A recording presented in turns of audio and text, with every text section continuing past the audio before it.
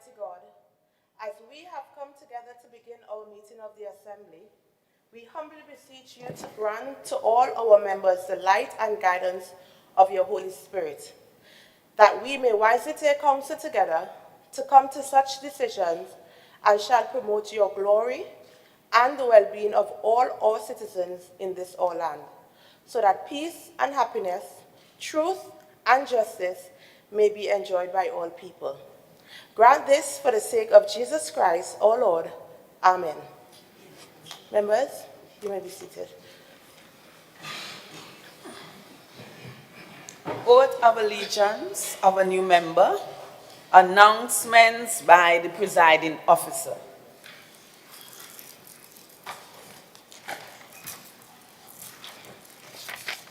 Honorable members, I have received requests for leave of absence for today's sitting from Assemblyman Terence Baines, Assemblyman Niall George, and Assemblyman Natisha Charles Pantin. The leave is granted. I would like to take this opportunity to welcome you back from our recess. I hope you took the time to get some rest, and I hope that you are ready to put the business of the people first. I would also like to say thank you to our former clerk, Ms. Mona McLeod, who has, over our recess period, she retired. I would just like the members to give a small tap. So thank you for her contribution, not only towards the House, but to the entire Tobago House of Assembly. I would also like to acknowledge the presence of our new clerk,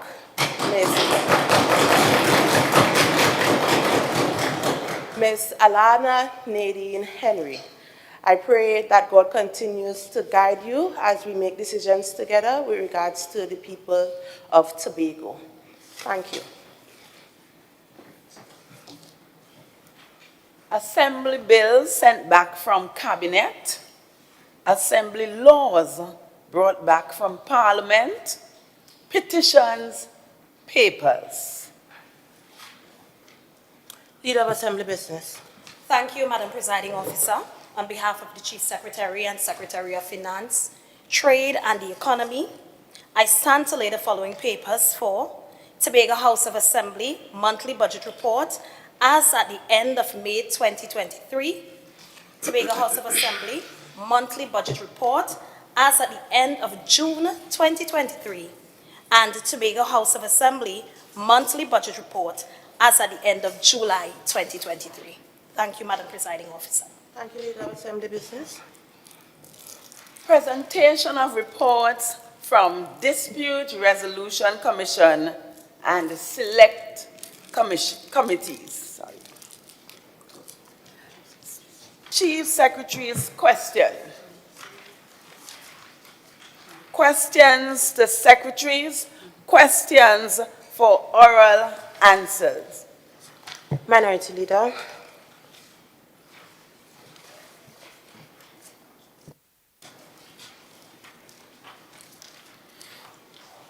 Madam Presiding Officer,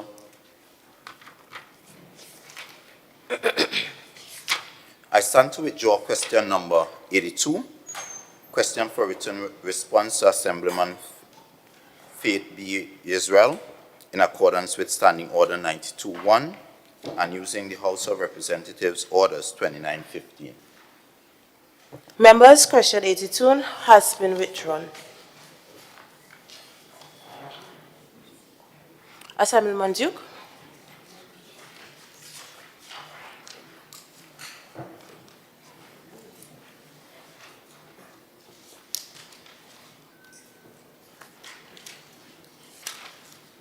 Question number. Answer which question, Madam Presiding Officer?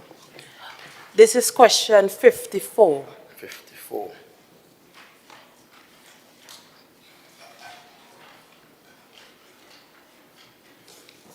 I'm wondering if I have the right idea. Question number 454 to the Secretary of Tourism, Culture, Antiquities and Transportation Councillor Tashia Boris, give a breakdown of the 3,000 visitors that came. Assemblyman, you no need to repeat the question in the standing order. It's not needed. Councillor Boris. Thank you, Madam Presiding Officer. The Tobago Carnival was officially launched on August 17, 2022, with numerous events scheduled for the entire month of October.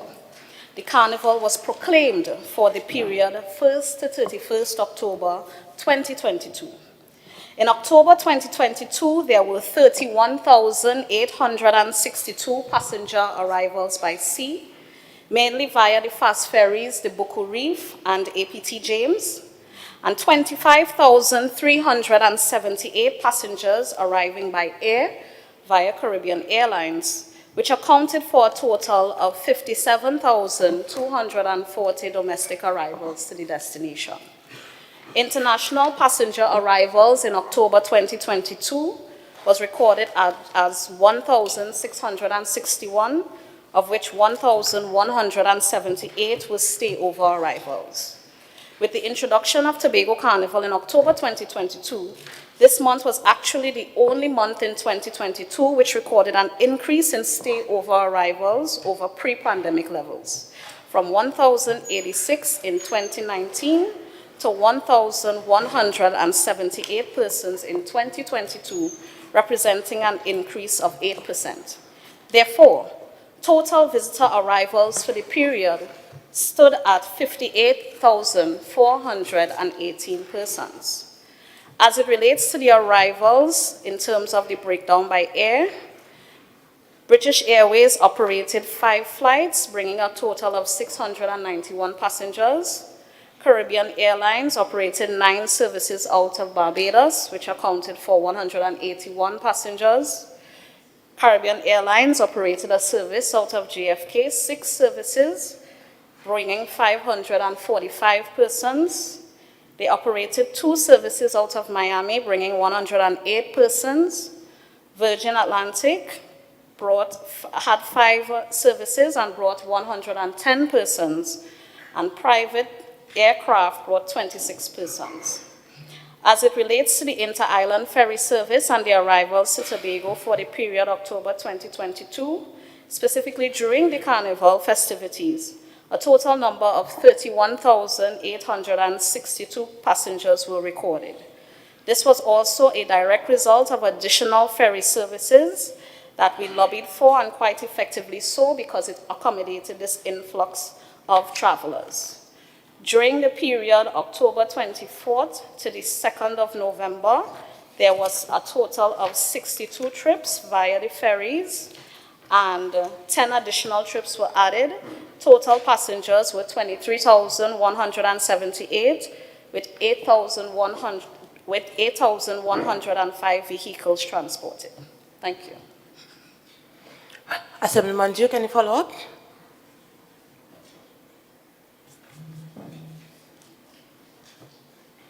Madam Presiding Officer, the numbers were so rapid, I must tell you, that I am a bit confused. I will really appreciate if the Secretary could reduce such in writing, so I could perhaps look at it studiously. I try to capture the figures here. I would also suggest, if you think that numbers are hard for you to submit the question in writing. To request? Yes. The request in writing? Yes. All right, but I would definitely like you to just go over the figures again for the local Caribbean Airlines that would have transported some 30,000 persons within that particular period. And both the airfare, the airplane, and the boat. I would like to have those figures repeated, please, locally. Councillor Boris. Madam Presiding Officer, I have no issue with submitting the information in writing, if that is acceptable. Can you repeat for clarification for the member? What I'm indicating is that he asked initially for the answers to be submitted in writing. I have no problem providing that for you, if that is what you would prefer. Or you just want me to repeat what I just said? Well, Madam Presiding Officer, I would love to have both, at least for now, The Just- written responses would be sent to you after this sitting. Yeah, but for now, I'll just do a short repeat of the persons who came here locally via the airplane and via the boat, the amount of persons. So in October 2022, there were 31,862 passengers arriving by sea and 25,378 passengers arriving by air. Thank you. The breakdown would be forwarded in written answers. Any follow-up? Assemblyman Duke? No, Presiding Officer. Thank you. Minority Leader.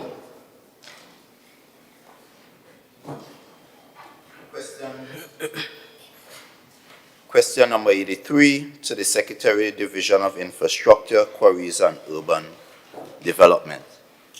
Assemblyman Trevor James.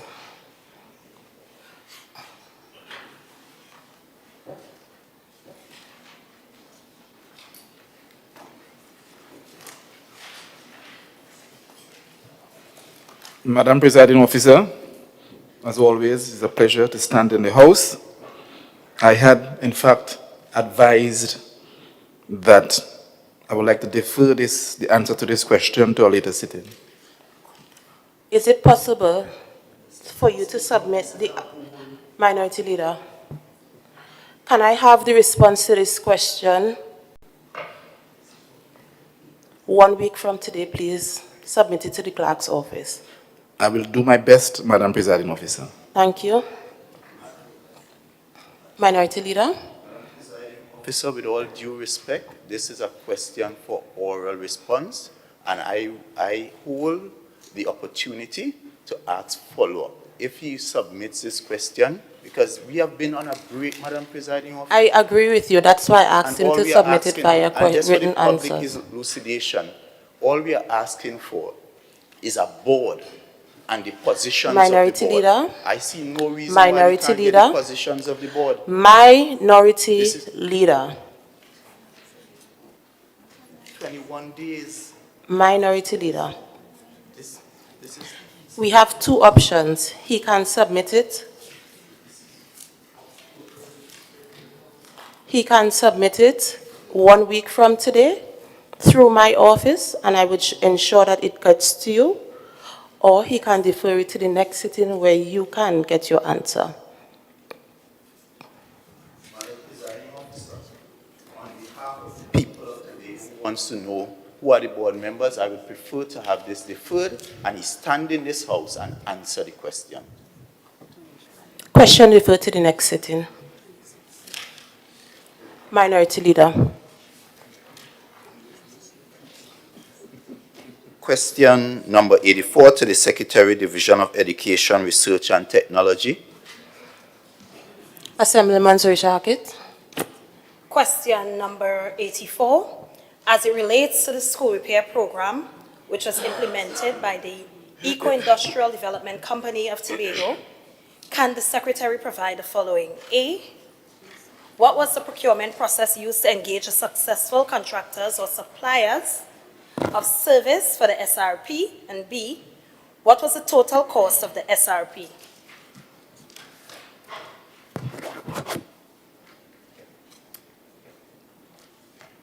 According to the responses received from the acting CEO of E-ITCOT, each contract was awarded following a selective tender process in accordance with E-ITCOT's procurement policy and OPR regulations.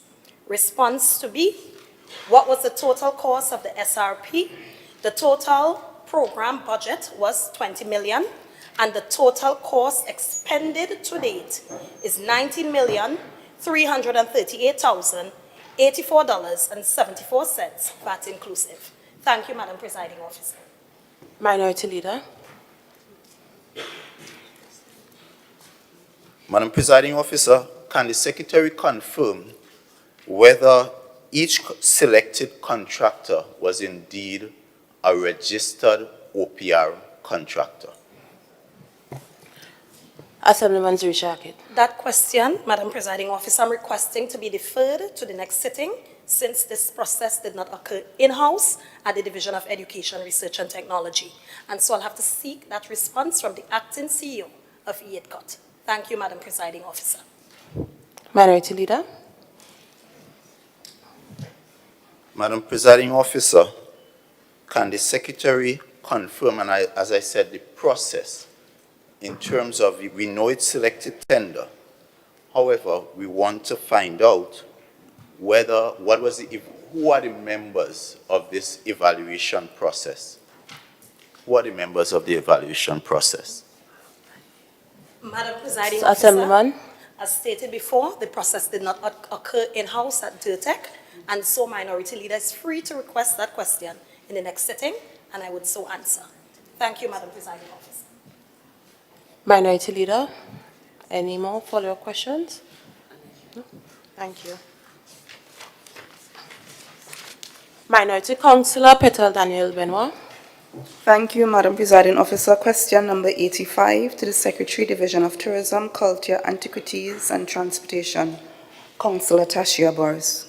Councillor Boris. Madam Presiding Officer, at this time, I'm not in a position to answer the question. I'm requesting a deferral to the next sitting.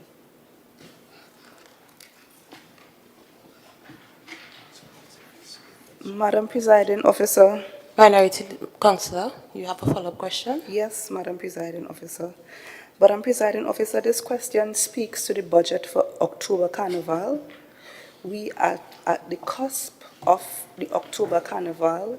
It is 1 month and probably less than a month away from the October Carnival. So it is quite unfortunate at this time, after having to submit these questions in keeping with the standing orders, that the Secretary can come here today and is unable to answer this question. Can I have the question, please?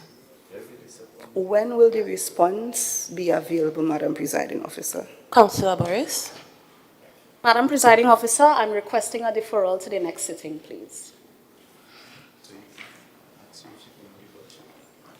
Madam Minority Presiding Councillor. Officer, is it that the Secretary is not aware of the budget for Tobago Carnival? Is it that the Secretary is not aware of what is in place to support stakeholders? Will they have grants?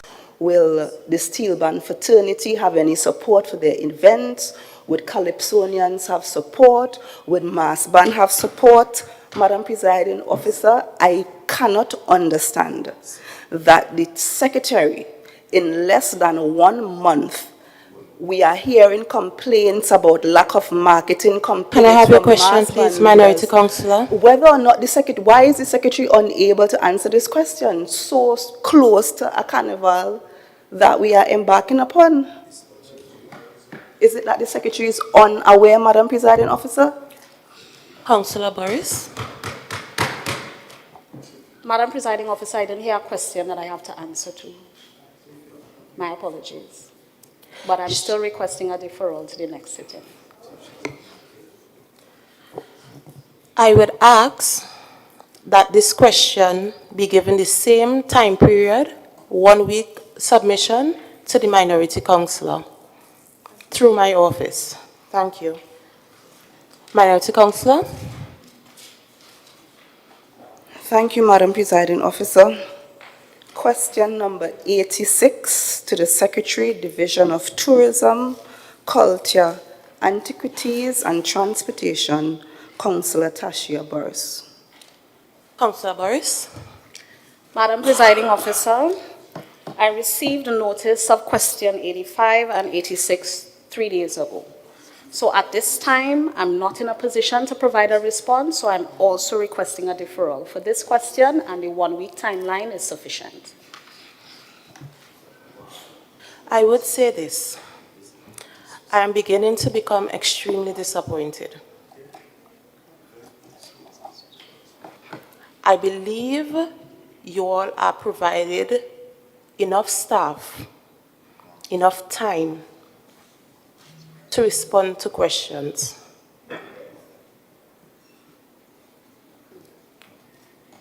One week through my office, Minority Councillor, your answer would be submitted to you. Any follow-up questions? Yes, Madam Presiding Officer. Like you, I join in expressing my disappointment because, Madam Presiding Officer, this is a follow-up to a question that was previously asked about the CEO of the Tobago Tourism Agency.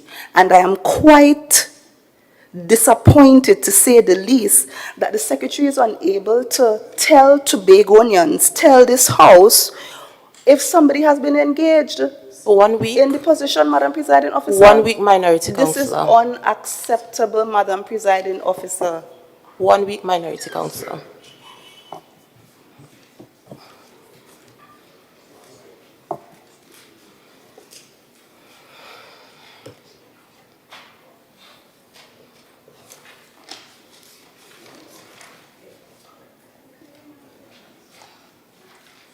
Questions for written answers due for this sitting would be circulated within the minutes from the last sitting. Madam Clerk. Request for leave to move the adjournment of the Assembly on definite matters of urgent public importance. Statements by secretaries or assistant secretaries, personal explanations, introduction of bills, motions relating to business or sittings of the Assembly and moved by secretary or assistant secretary, public business, executive business. Motion. Councillor Boris.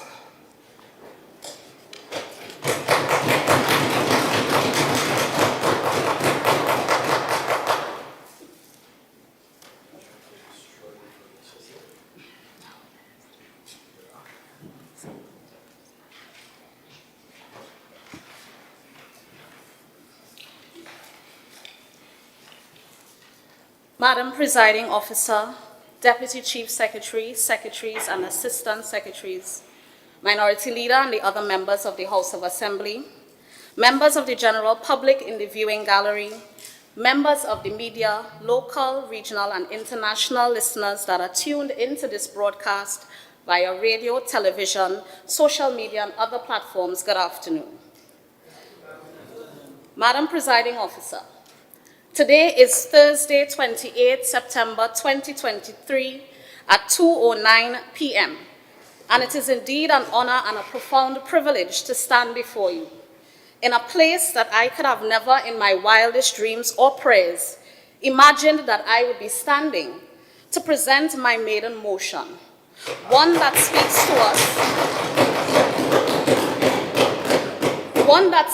to us on this side, taking another bold step in our advance towards securing true autonomy for the peoples of Tobago, in remembrance of those who have passed, in resolute support for those who are here, and in eternal and unwavering hope for those yet to come that this generation will finally get it right. Madam Presiding Officer, permit me for one brief moment to reintroduce myself. I am Tashia Grace Boris, first of my name and blessed by the Most High, and called for a time such as this.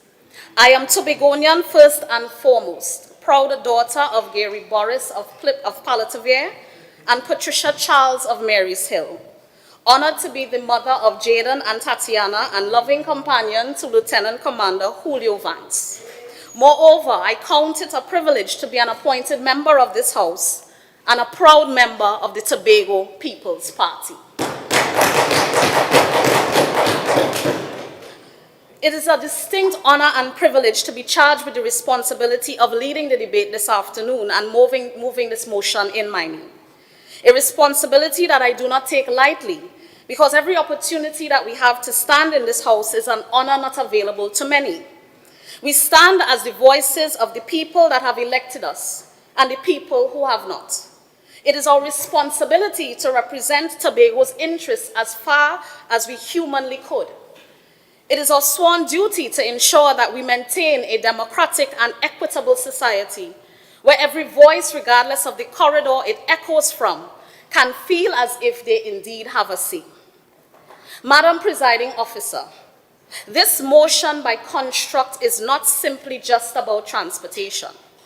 On the surface, I believe that the strategy of the minority A and B will be to sell the idea that the proposed solution might be applying a band-aid to a bullet wound, that the issue of transportation is not a straight line fifth schedule item, but rather that it is a complex intergovernmental issue, one that is not an exclusive internal matter for Tobagonians, notwithstanding that we are the main users of the intra- and inter-island transportation systems. Further, they may seek to indicate that legally for matters under the fifth schedule, the High Court has made a pronouncement on the matter in the THA versus central government case, where essentially the effect of the judgment is that if there is a national policy for Trinidad and Tobago set by central government through cabinet, touching and concerning matters within the THA's ambit of responsibility under the fifth schedule, the THA is bound by such national policy directives and cannot override and or ignore cabinet or the central government. Madam Presiding Officer, the minority A and B may even hasten to add that maybe we should kumbaya the scene, just quietly and sheeplessly extend our hands as some may want us to do. Call for a new and improved management structure for existing national companies concerned with transportation.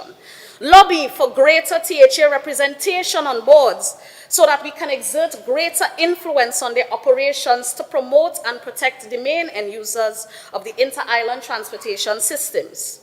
All this is all well and good and fine, but history has shown, history has branded in our brains that once we don't vote a certain way in Tobago, we will never be forgiven. And we are living that reality right now. Madam Presiding Officer, let's take the operations of the so-called national airline, Caribbean Airlines, into account. And let me introduce it in Tobago paper doll style.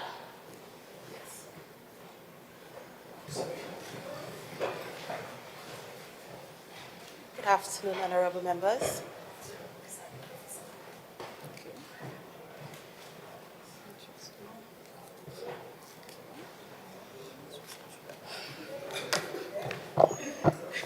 Good afternoon, ladies and gentlemen. You may be seated. Members, please be guided by Standing Order 49. Thank you. Thank you, Mr. Deputy Presiding Officer. And I think you broke my train of what's going on. But let us take the operations of the so-called national airline, Caribbean Airlines, into account. And let me introduce it Tobago paper doll style, because I share responsibility for culture with my esteemed colleague, Ms. Megan Morrison, so I hope I do her well. Scandal, scandal, is the airline bacchanal, bacchanal? That is what we know about. We have to report the news as it is published. August 4th, 2023, CAL expands connectivity with increased capacity to St. Martin. July 6, 2023, CAL launches new route to St. Kitts, expanding connectivity in the Eastern Caribbean. July 1st, 2023, Caribbean Airlines unveils its exciting expansion into the Eastern Caribbean.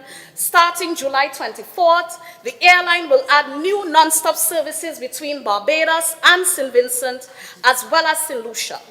Additionally, there will be increased capacity to Dominica and Grenada, strengthening the carrier's commitment to the region's connectivity.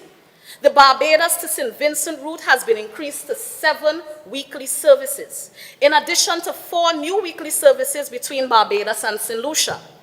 Direct St. Lucia to St. Vincent return flights will operate on Thursdays, making island hopping a breeze. May 13th, 2023, welcome home to Caracas, bienvenido. CAL resumes flights between Caracas, Venezuela, and Trinidad. And these are just some of the media releases on their website. From their Instagram account, September 5th, 2023, welcome home to more frequency. 4 times more additional flights between Trinidad and Fort Lauderdale. August 18th, welcome home to more flights between St. Lucia and Trinidad daily, 7 times weekly. July 25th, 2023, Welcome home for crop over. Enjoy additional flights from New York to Barbados. July 11th, 2023. Welcome home to more flights between Trinidad and Grenada, 10 times weekly. Even in July, CAL released artwork promoting new and current routes within the region. And sadly, but unsurprisingly, there was no link showing the connectivity between Barbados and Tobago. Not even the connectivity between Trinidad and Tobago was highlighted. However, they corrected it 3 days later when there was an outrage. Madam Presiding Officer, I think you get the point. Clearly, CAL is not on us. Clearly, the ATRs promised by the MP for Tobago West were rerouted to service the rest of the Caribbean. In fact, the MP is on records during an August 25th interview on Tobago Channel 5, justifying regional expansion as necessary to buffer the unprofitable domestic route. So clearly, it is only about profitability domestically and not a public service. And clearly, maybe the only time we can easily benefit from additional flights is when a certain section of the population wants to crash the island. But when the island crashes, there are no flights to be found. Madam Presiding Officer, that is what you call disrespect. Deputy Presiding. Deputy Presiding Officer, that is what you call disrespect. Plain old disrespect to the taxpayers of Tobago who helped fund the airline's expansion into the Caribbean at the detriment to our own. But again, the PNM premise, as reiterated by the MP for Tobago West in the same interview, is that Tobago does not majorly and significantly contribute to the nation. What is often glossed over, though, is the island was willfully and consistently underdeveloped and underfunded for decades, yet they curse us for it. Make no mistake. I am proud to be a Trinbagonian, but not at the expense of my Tobago-ness. And none of us should ever be made to feel less than. And in this space, we feel less than because of a decision foisted upon us that was never fully corrected by any central government in existence. Mr. Deputy Presiding Officer, refocusing on the matter before us, let us truly call a spade a spade. CAL has been aided and abetted by a central government that continues to turn a blind eye, whether purposefully or otherwise, to the neglect of their duty to service the needs of the citizens of Tobago. I take this opportunity to quote Mr. Martin George, who attended the stakeholder meeting with the Minister of Works and Infrastructure on Friday, 22nd September 2023, taken from the Trinidad Express dated September 25th, written by Leah Sorayas. And I quote, "The minister did indicate that he specifically invited CAL to send representatives. So it appears that Caribbean Airlines continues to be a law unto itself, an entity with no guardrails around it. It appears that they are accountable to no one and to no entity. And as a result, we are still in a serious dilemma when it comes to the functioning and operations of the air bridge between Trinidad and Tobago," end quote. Mr. Deputy Presiding Officer, let me just put on record that it's simply abysmal that we are still running to date on less capacity on the air bridge than we did pre-pandemic. Where was the Tobago involvement that was claimed in such decisions to restrict, reduce, and to keep to the bare minimum the movement of people to and from Trinidad and Tobago and back? Nary a sound can be heard in defense of Tobago. Oh my, sorry. I guess defending Tobago only applies when the current minority is in the majority. Mr. Deputy Presiding Officer, how? Just how? How can deception be so deeply ingrained in one entity to the point where they fool Tobago into believing that they had this island's best interests at heart, when they themselves were never part of the solution, but more so part of the problem, by remaining silent and shooting down any ideologies that sought to push the limits and seek greater autonomy for Tobago? I would like to draw to your attention some of the facts that relates to our national and regional carrier that recently acquired new aircraft, namely ATR 72s, which were originally intended for use and service on the air bridge between Trinidad and Tobago. So they're getting services in the east of the Caribbean, service in the west, service in the north, service down south, but none for Tobago. They have built Barbados into a hub, not just for travel, but for influxes of people coming for business and other economic activity, and they have boosted Barbados' tourism. Where are the Tobago-centric voices of influence in such decisions? I have not seen any additional flights launched to move traffic from our Caribbean neighbors or CARICOM partners directly to Tobago, even when this administration is on record as saying that we have been willing to pay for airlift. But a little birdie whispered to me, I understand that Cal tried with my predecessors and they tried. But I hear that they didn't pay them, so that's why we paying for their mistakes. We're paying for that.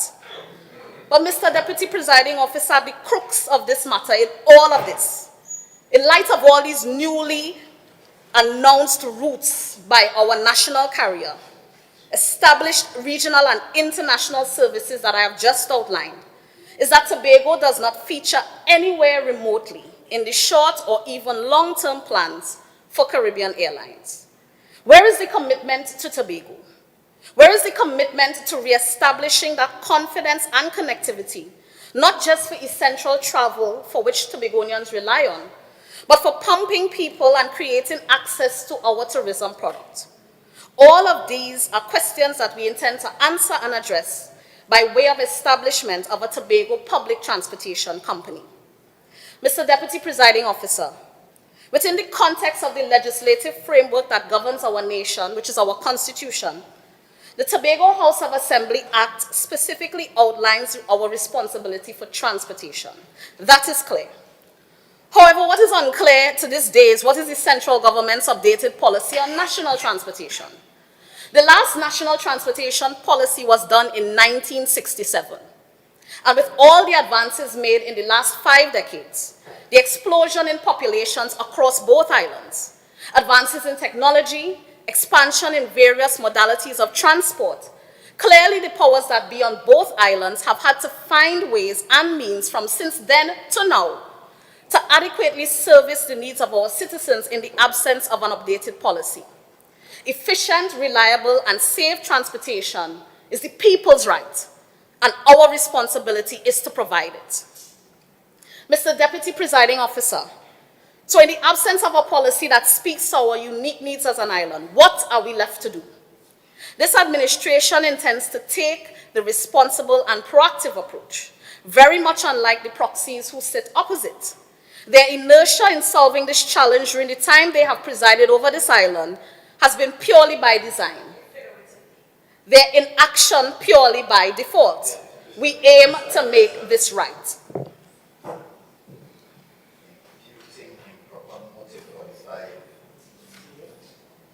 45-4, sorry, insulting language and no proxy.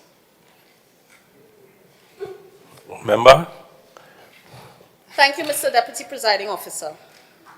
Mr. Deputy Presiding Officer, it is pellucidly clear that the central government is minding and fixing the business. Case in point, British West Indies Airways, now known as Caribbean Airlines, started flying our skies since 1940, with flights between Trinidad and Barbados. The Port Authority of Trinidad and Tobago was established in 1961. The Public Transport Service Corporation followed in 1965. Then came the Airports Authority in 1979. All these entities answer to a minister and central government in Trinidad. What have we done for ourselves here? Ask nicely, ask again, keep asking throughout the years, get one rep on a board, ask some more, have some nice meetings, take some nice pictures, exchange some platitudes, beg sometimes, cuss some other times, and not one of these things have fixed the challenges we currently face. Not a one. Mr. Deputy Presiding Officer, the events of August 20th, 2023, where air travel ground to a halt between the islands, is not new. I remember as a first-year student doing my bachelor's degree at a school in Trinidad on weekends, a particular instance where I was supposed to attend classes on a Saturday to submit end-of-semester assignments and could not get on a plane. No flights. Tobago being held at the mercy of Caribbean Airlines pilots. Mr. Deputy Presiding Officer, even more recently, the events of August 23rd, 2023 are also not new.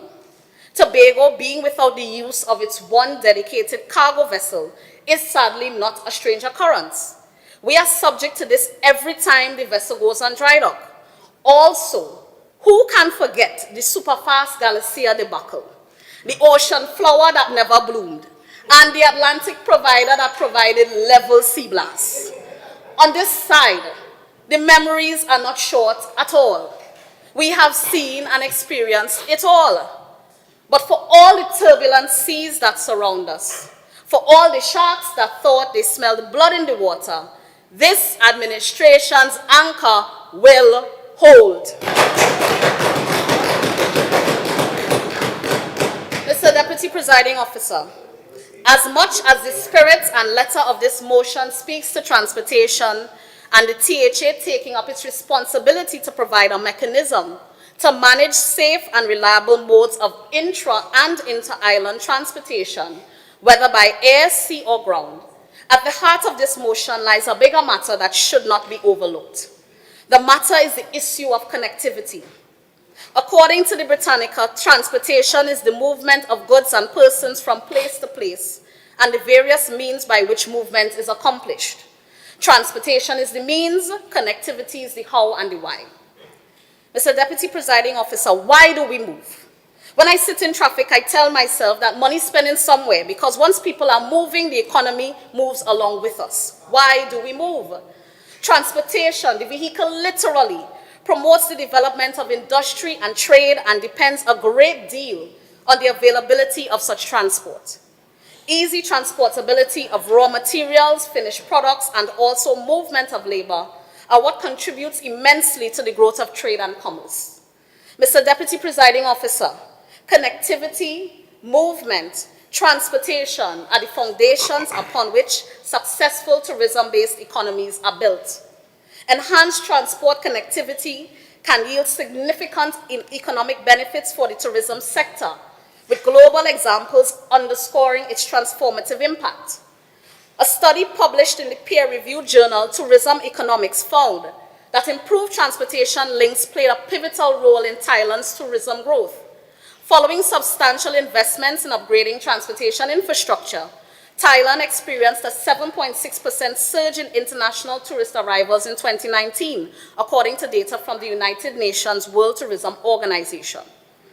These investments not only facilitated access to popular destinations, but also unlocked the potential of lesser-known regions, distributing the economic gains more evenly.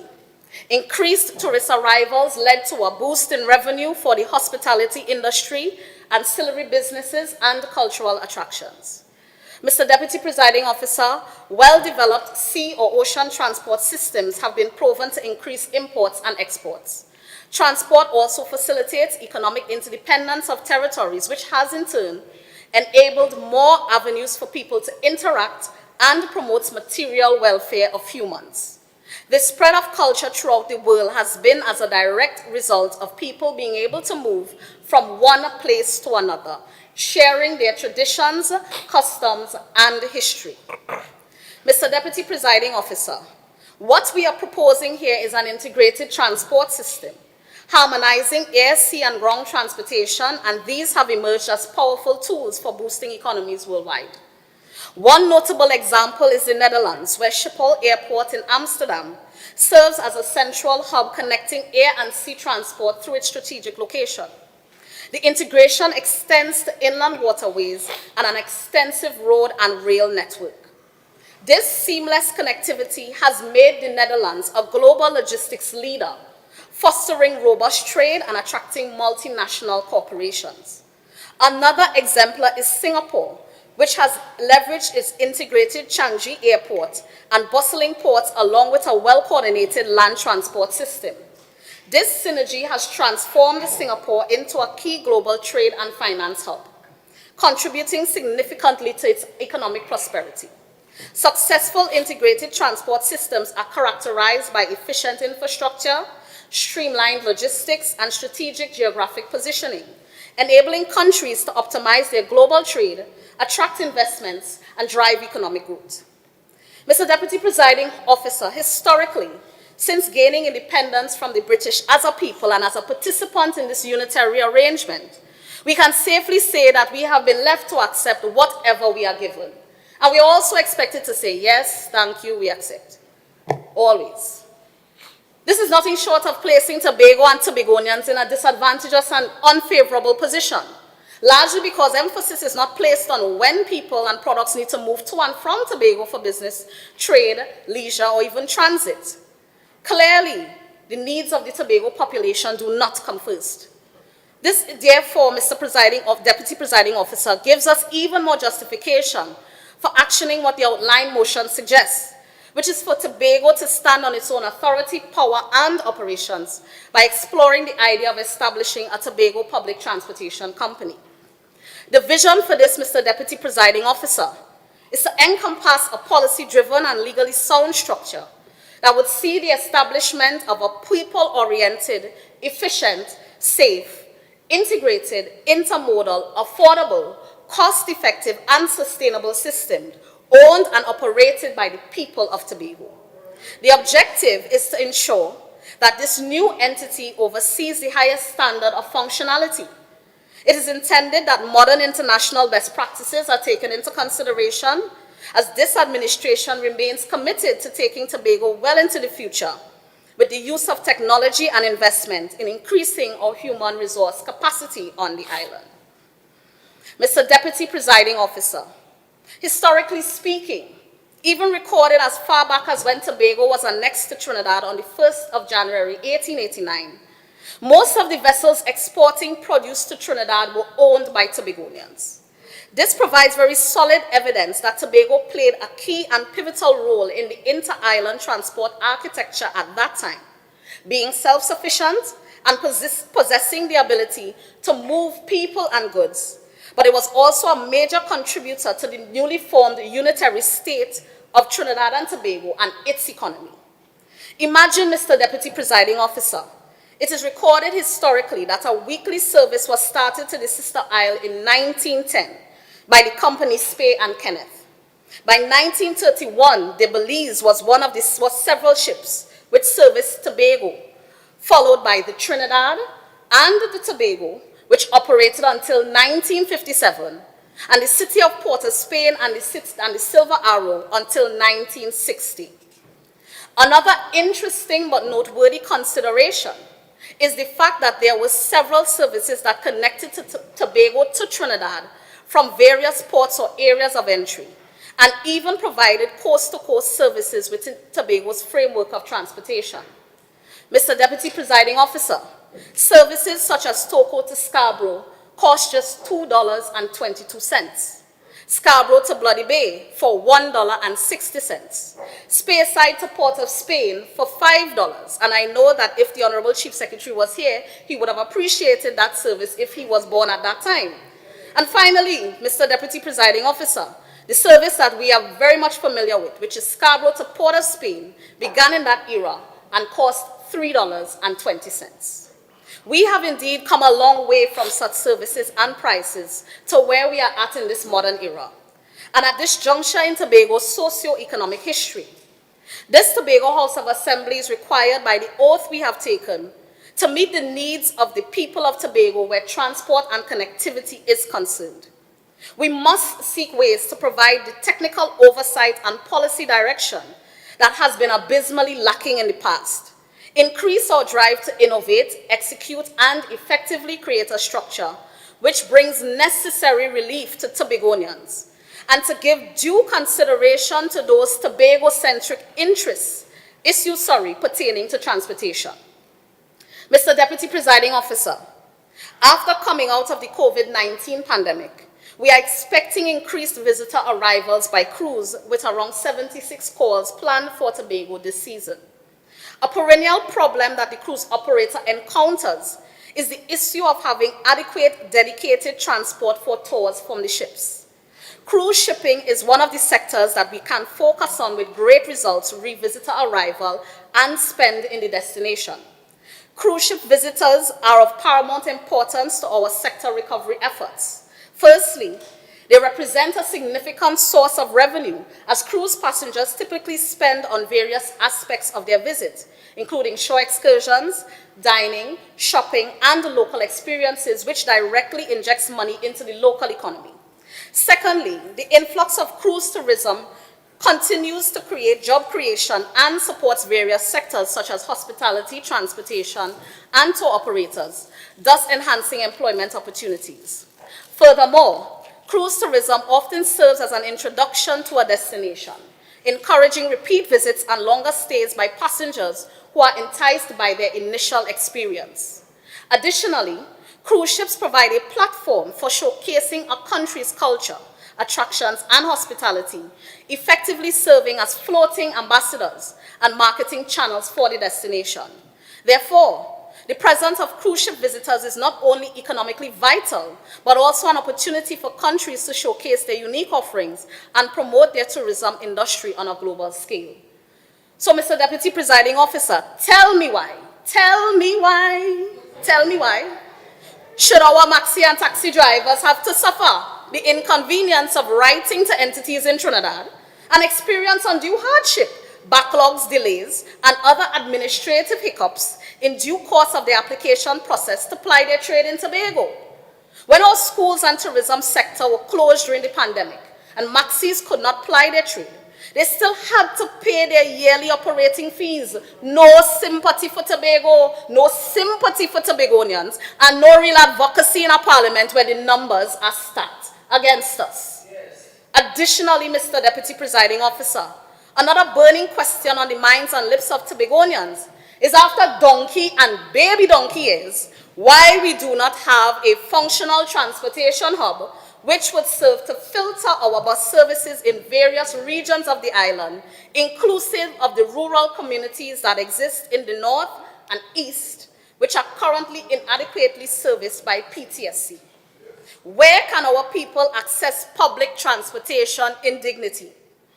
This new company can operationalize a service that provides additional maxis and buses that can be used to supplement what is required for our cruise ship tours, expand services currently provided to schools, and provide ground transport services in geographic areas that have been traditionally under and unserved. Mr. Deputy Presiding Officer, with the intended implementation of the City of Scarborough Port Development Project becoming a policy mandate of this administration, the formation of the Tobago Public Transportation Company is also envisaged to play a critical role in the management of this new state asset. And what such example of what such a company should look like is that of Flipdeco, which is a local company based in Trinidad. Mr. Deputy Presiding Officer, the Point Lisas Industrial Port Development Corporation Limited, otherwise known as Flipdeco, is a pivotal player in Trinidad and Tobago's industrial and economic landscape. Founded in 1975, Flipdeco was established to develop, manage, and promote the Point Lisas Industrial Estate, a strategic industrial complex in Trinidad. The decision to form Flipdeco arose from the government's recognition of the need for an efficient port and logistics infrastructure to support the growth of the petrochemical and heavy manufacturing industries in the region. Mr. Deputy Presiding Officer, Flipdeco operates as a state-owned enterprise under the purview of the Ministry of Trade and Industry in Trinidad. It functions as the manager and operator of the Point Lisas Industrial Estate, which encompasses a world-class port facility, warehousing, logistics, and industrial real estate. The company is governed by a board of directors and managed by a skilled executive team. Flipdeco's business model is centered around providing comprehensive port, logistics, and industrial infrastructure services to local and international companies operating in the Point Lisas Industrial Estate. Key components of its business model include: 1, port operations. Flipdeco manages a state-of-the-art port facility, offering vessel berthing, cargo handling, and storage services. This strategic location facilitates efficient import and export activities, particularly for bulk and containerized cargo. 2, industrial real estate. The company provides industrial real estate solutions, offering a range of rental and lease options for manufacturing, warehousing, and logistics facilities. This supports the growth and expansion of industries within the estate. 3, logistics and infrastructure. Fifth Deco offers integrated logistics services, including customs clearance, transportation, and inventory management, fostering a seamless supply chain for its clients. 4, economic zone development. The company actively promotes the establishment of special economic zones within the industrial estate, attracting both domestic and foreign investments. These zones are designated areas offering incentives to businesses, further fueling economic development. Mr. Deputy Presiding Officer, Flipdeco has been able to achieve many successes, which include job creation. The company has played a significant role in job creation, directly employing numerous individuals and indirectly supporting employment through its tenant companies. Economic diversification. Flipdeco's existence has facilitated economic diversification by attracting a wide range of industries to the Point Lisa's industrial estate, reducing the nation's dependence on traditional sectors. Foreign direct investment. The establishment of special economic zones has attracted substantial foreign direct investment, injecting capital and expertise into the country. Increased exports. The efficient port operations have boosted exports, enabling Trinidad and Tobago to become a regional hub for petrochemical and industrial exports. In conclusion, Flipdeco's business model, centered on industrial development, logistics, and port operations, has been instrumental in fostering economic growth and diversification in Trinidad. Nothing stops us from doing the same right here in Tobago. Mr. Deputy Presiding Officer, this is by no means not the first time a motion of this nature is being raised in this House. As I remember, the member for Roxborough Argyle, who has now chosen to sit opposite, debated a motion which lamented the importance of the development of a structure that would encompass the administrative steering of the public transportation architecture. It's quite sad that the member has chosen to sit amongst those who represent the entity that vehemently opposed and shut down his then recommendations. Notwithstanding all this, though, it is clear as day for all and sundry to see that this administration remains dedicated to finding and proposing solutions. Member, And you have 5 minutes of speaking time remaining. thank you, Mr. Deputy Presiding Officer. Notwithstanding all this, it is clear as day for all and sundry to see that this administration remains dedicated to finding and proposing solutions and to developing and executing plans that would propel us towards taking up the responsibilities we already have. Mr. Deputy Presiding Officer, at the risk of this plea falling on deaf ears, I urge affirmative action on this matter. We must see the value in establishing our very own entity with responsibility for effectively charting the course for Tobago's transportation and enhanced connectivity trust. Integration is the way to go. Mr. Deputy Presiding Officer, several things must be plainly understood. The reality exists is that the current arrangements for public transportation, whether by air, sea, or ground, are insufficient for a growing population. In order to grow our economy, people and things must move. The intention behind the formation of this company is to take charge of our response to those challenges, an integrated response, not a piece by me and a piece by Secretary James and a piece by Secretary Pollard. This company will provide mechanisms for the THA to invest in assets such as airline carriers, shipping companies, and ground transport assets to be able to alleviate the challenges we face as an island. Autonomy will only come if we make moves to take it. More representation by the THA on state enterprises is simply not enough. We have been banging on those doors for years. We have been banging on those doors since we came into office. It is simply time that we create our new doors.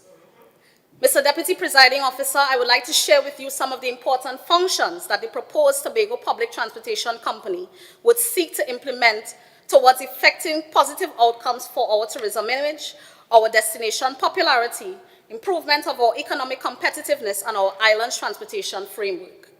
We seek to have transportation modes which deal with the quality of transportation options that give consideration to speed, comfort, and safety.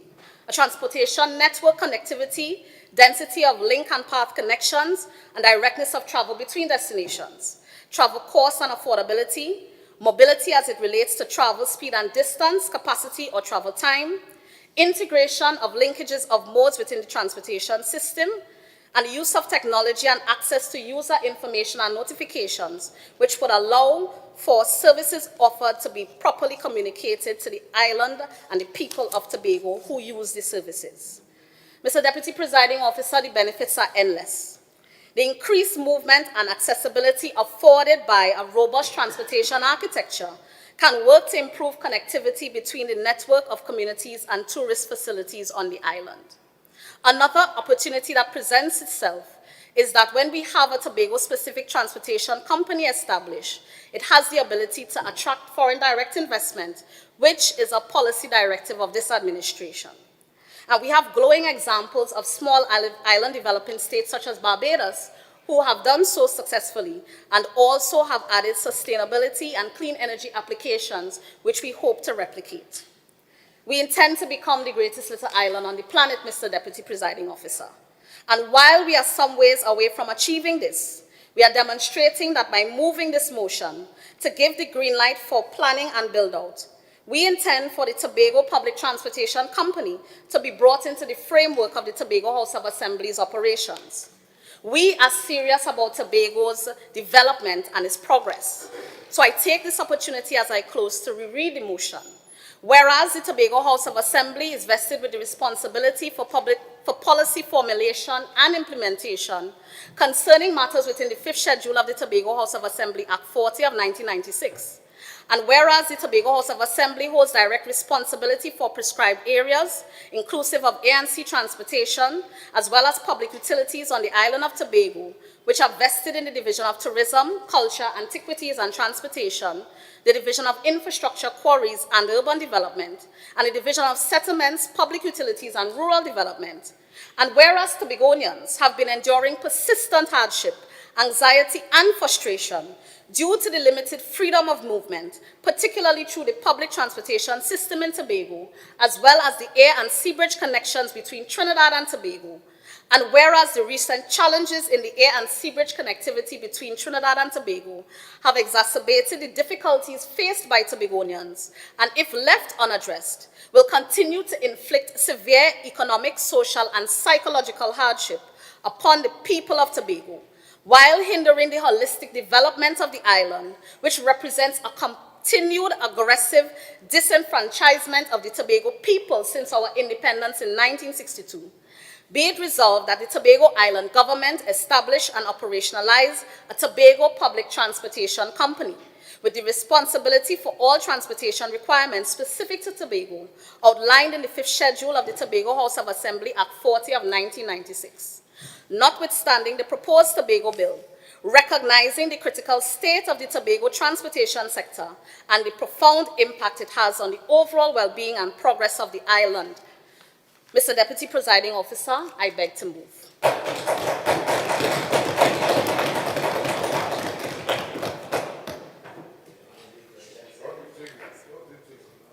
Members, the question proposed is, whereas the Tobago House of Assembly is vested with the responsibility for policy formulation and implementation concerning matters within the 5th schedule of the Tobago House of Assembly, Act 40 of 1996. And whereas the Tobago House of Assembly holds direct responsibility for prescribed areas, inclusive of air and sea transportation, as well as public utilities on the island of Tobago, which are vested in the Division of Tourism, Culture, Antiquities and Transportation, the Division of Infrastructure, Quarries and Urban Development, and the Division of Settlements, Public Utilities and Rural Development. And whereas Tobagonians have been enduring persistent hardship, anxiety, and frustration due to the limited freedom of movement, particularly through the public transportation system in Tobago, as well as the air and sea bridge connections between Trinidad and Tobago. And whereas the recent challenges in the air and sea bridge connectivity between Trinidad and Tobago have exasperated the difficulties faced by Tobagonians, and if left unaddressed, will continue to inflict several economic, social and psychological hardship upon the people of Tobago, while hindering the holistic development of the island, which represents a continued aggressive disenfranchisement of the Tobago people since our independence in 1962. Be it resolved that the Tobago Island government establish and operationalize a Tobago public transport company with the responsibility for all transportation requirements specific to Tobago, outlined in the 5th schedule of the Tobago House of Assembly, Act 40 of 1996.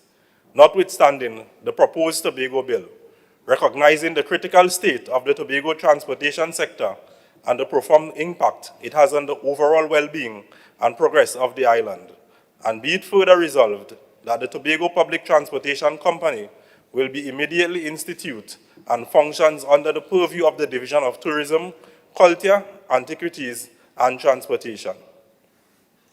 Minority Leader.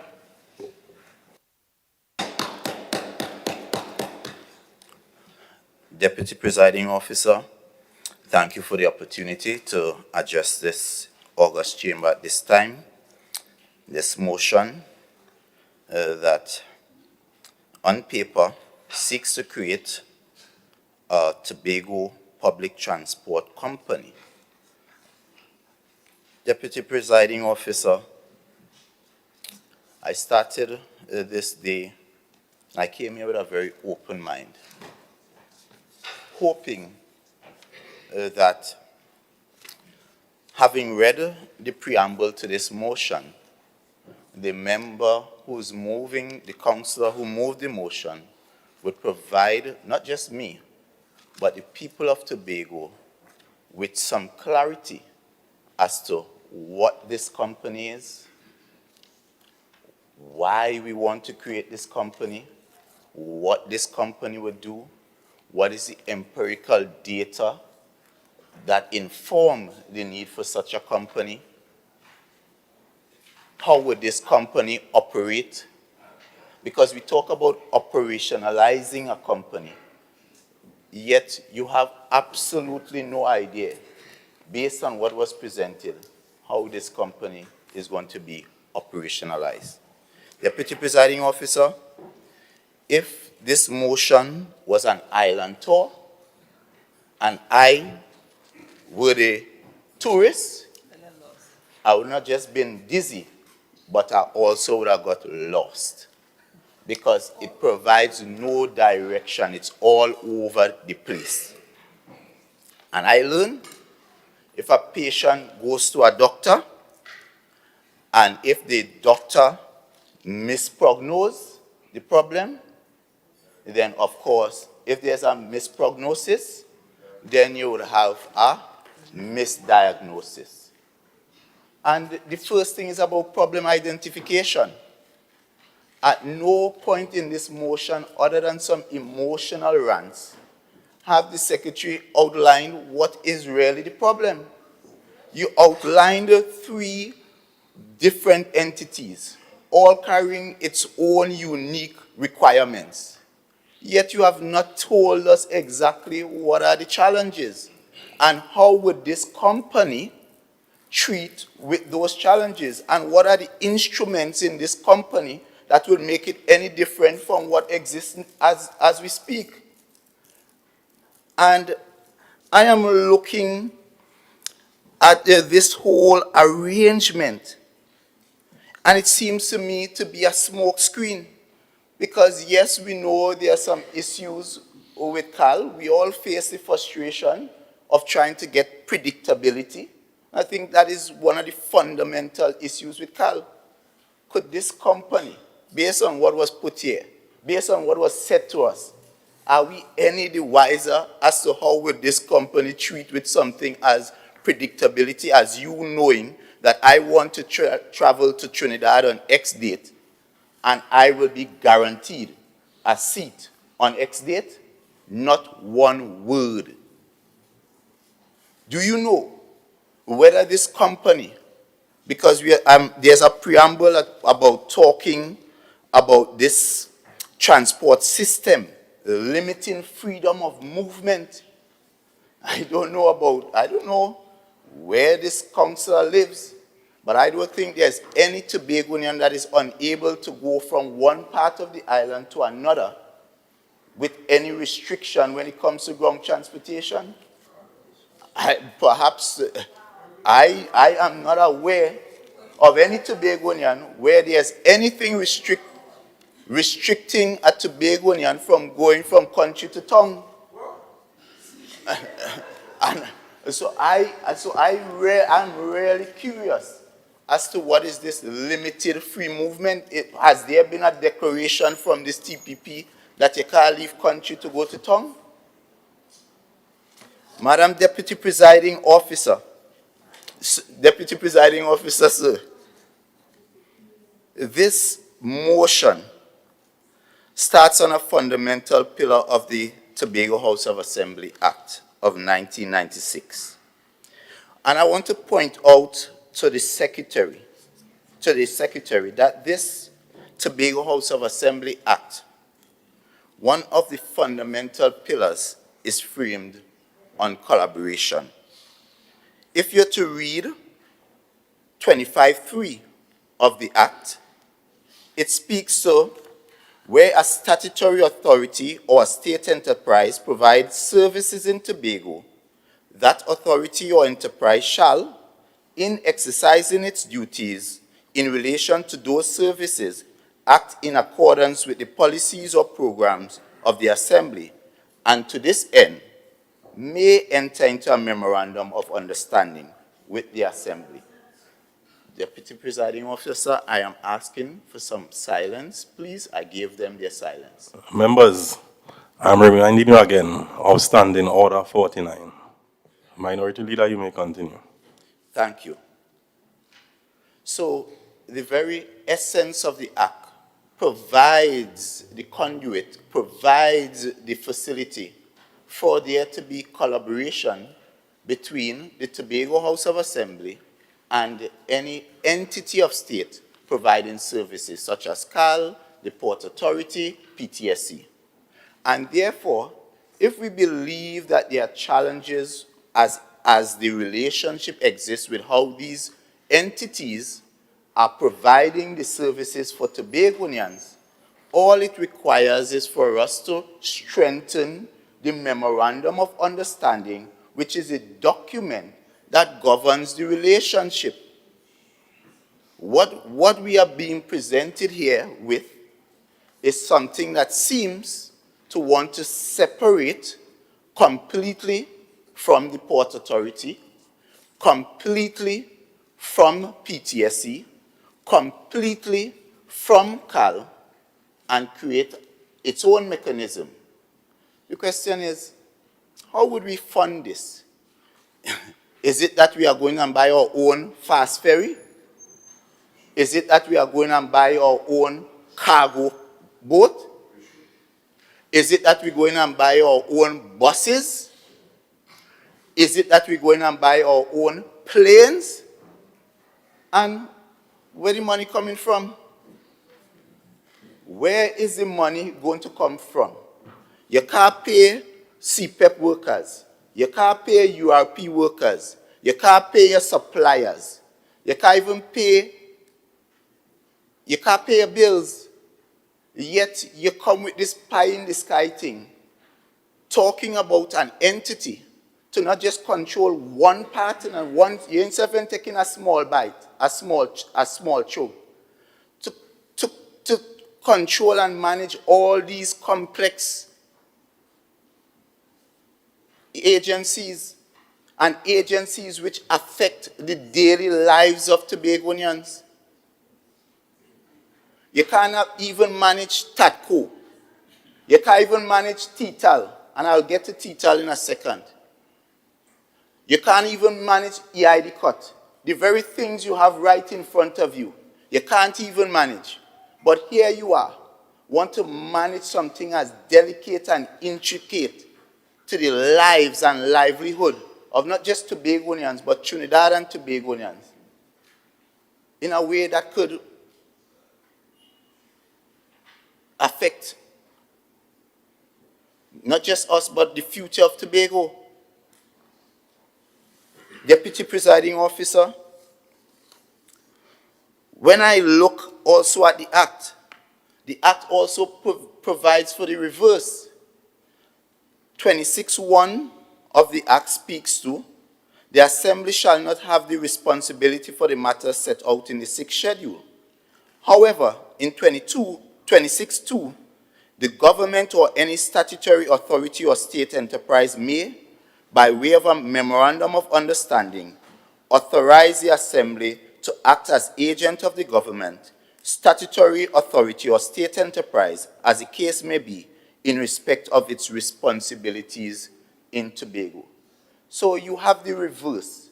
So the Tobago House of Assembly can allow state enterprises to perform functions to which the Tobago House of Assembly has responsibility, and in the reverse, the government can also delegate responsibilities to the Tobago House of Assembly.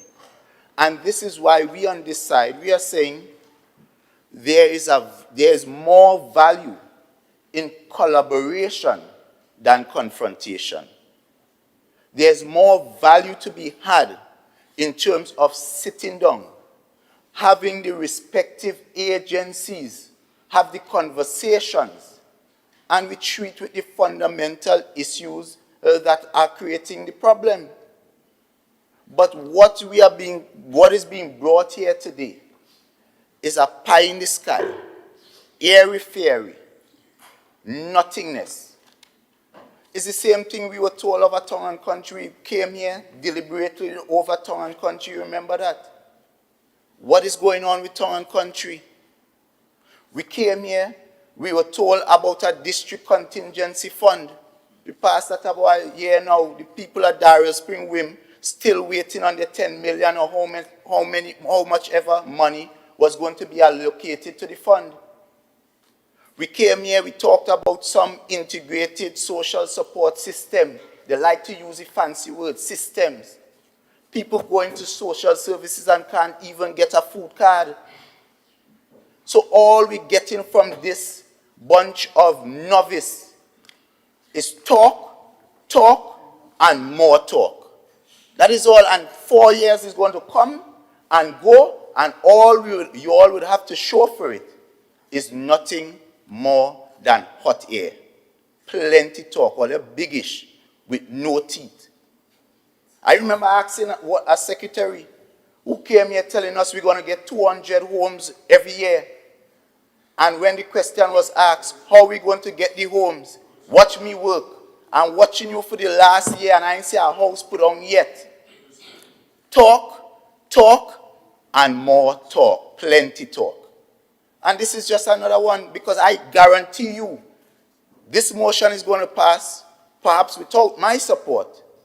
But I am sure nothing would be done. And I would bring a motion just before we end, just to remind all of you that we talked,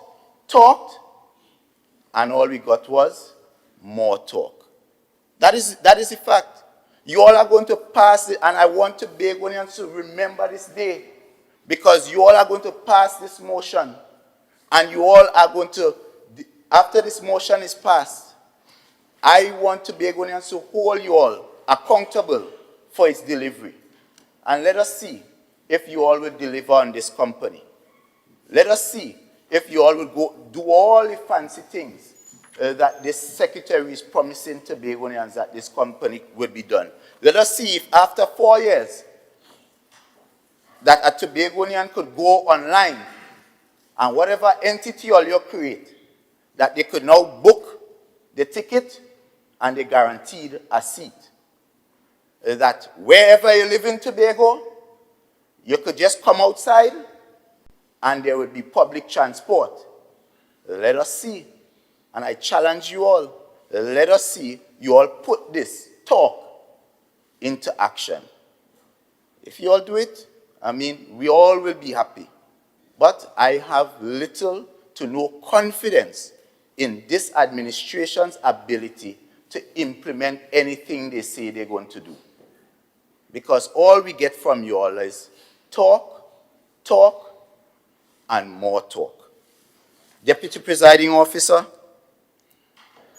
I hear the secretary going on this emotional rant, and we all know, we are Tobagonians, even Trinidadians talk about it, even people trying to access through other channels Tobago, through connecting to Trinidad, talk about the challenges with CAL. We know how the domestic services is one of those services that is very complex and complicated. There's no easy solution to this issue. And therefore, you all believe because this is something that is a topical issue, is an emotional issue, you would come here to the house to kind of play on the emotions of Tobagonians, and that in itself is something to be shamed. You all should be ashamed of yourselves for trying to rile up people, using a situation where we should be finding solution to rile up people. When, in fact, when you look at what is happening with the boat, what is the facts?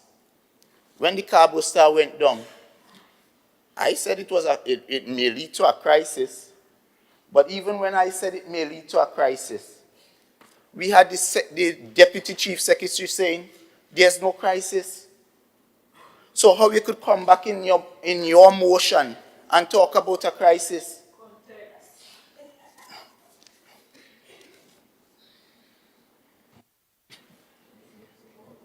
Members, please be guided by Standing Order 49.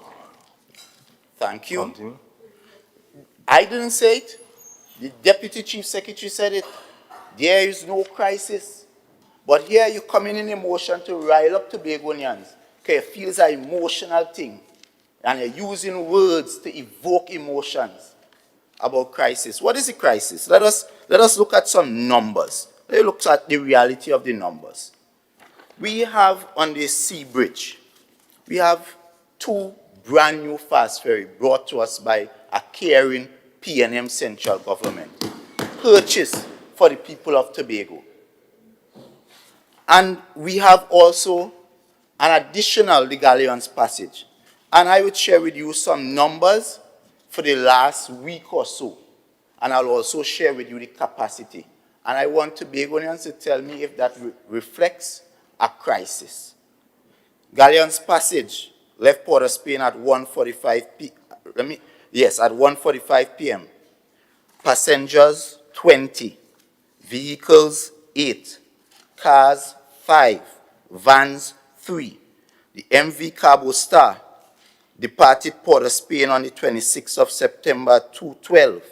Passengers 73, vehicles 154, trucks 103, vans 11, cars 24, trucks and trailers 16, and flatbeds, 14-inch flatbeds 5, 20-inch flatbed 2, 20-inch containers 3. The APT James on that said day, passenger total 285, sorry, and it has the breakdown. So 285 passengers. The Boku Reef left on that same day 949 passengers. Galleons Passage 144. And I just want to share for the listening public. So those were the numbers that actually departed, that was on board. But the capacity, just want to share, the capacity for the APT James, which carried 285 persons, can carry 889 passengers and 190 vehicles. On the APT James, it had only 95. On the Boku Reef can carry 950 passengers. It left full. It left one short of full. It had 949 passengers. It can carry 190 vehicles. It had 130 vehicles. The Galleons Passage could carry 400 passengers. It had 144 passengers. The Cabo Star can carry 95 passengers and 300 vehicles. The Cabo Star, as I said, had 154 vehicles. And the point I'm making is that sometimes we can let emotion override what is the reality.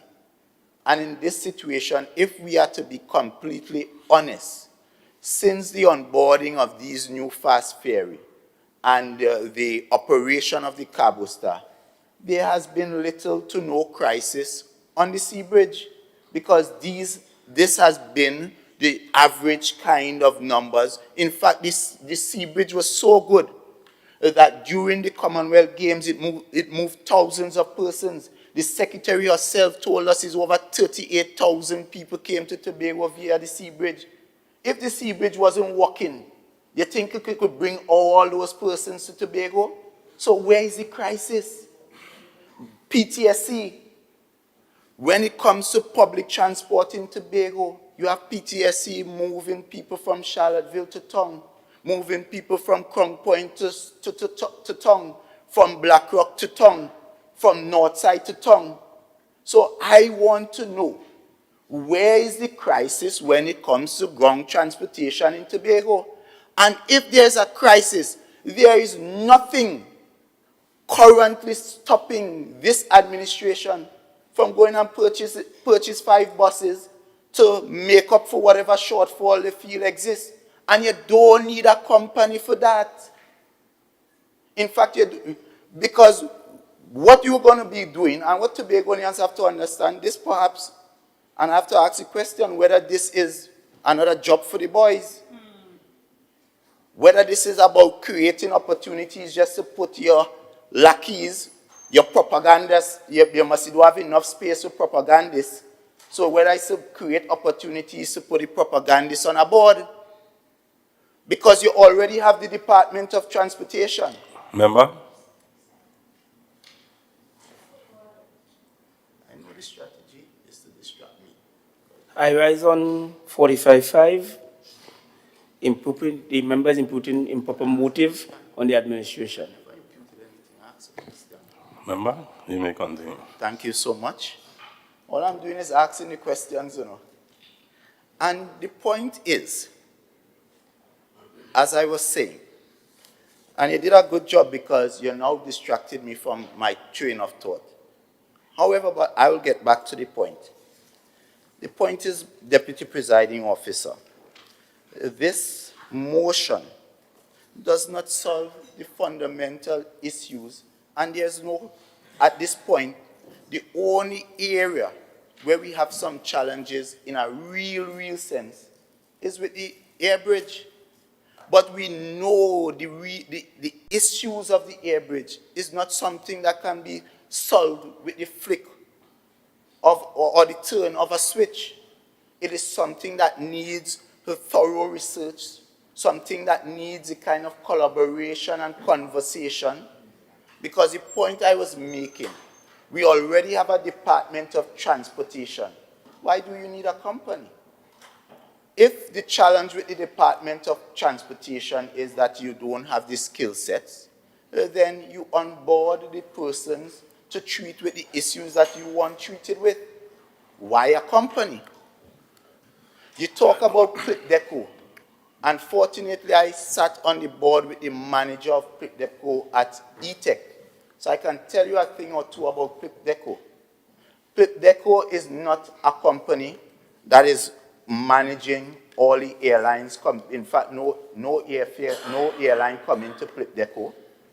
There's no ground transportation in Plenary.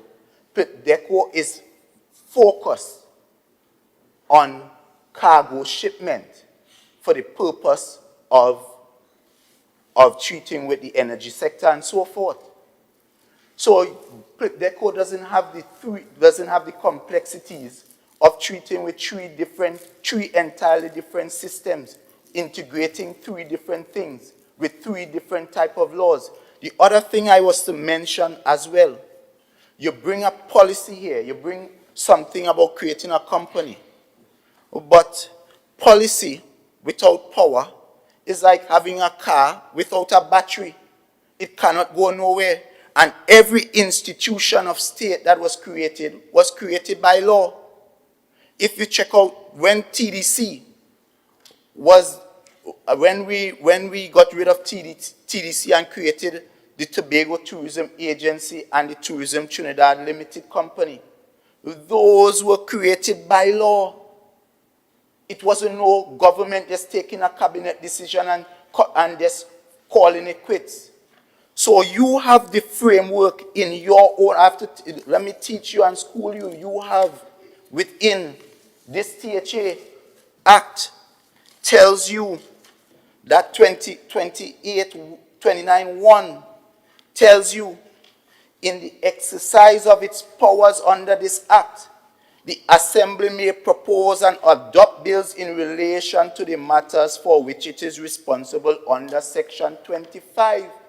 Therefore, if you are saying, and we agree, you are responsible for transportation, you want to create this company, then you should have had the accompanying bill to bring this company into force. Because what you're bringing is a stillbirth. You're putting the cart before the horse. Deputy Presiding. Remember, you have 5 minutes of speaking time remaining. Deputy Presiding Officer, as I close, I want to read into the records. Member, please hold. Oh, sir.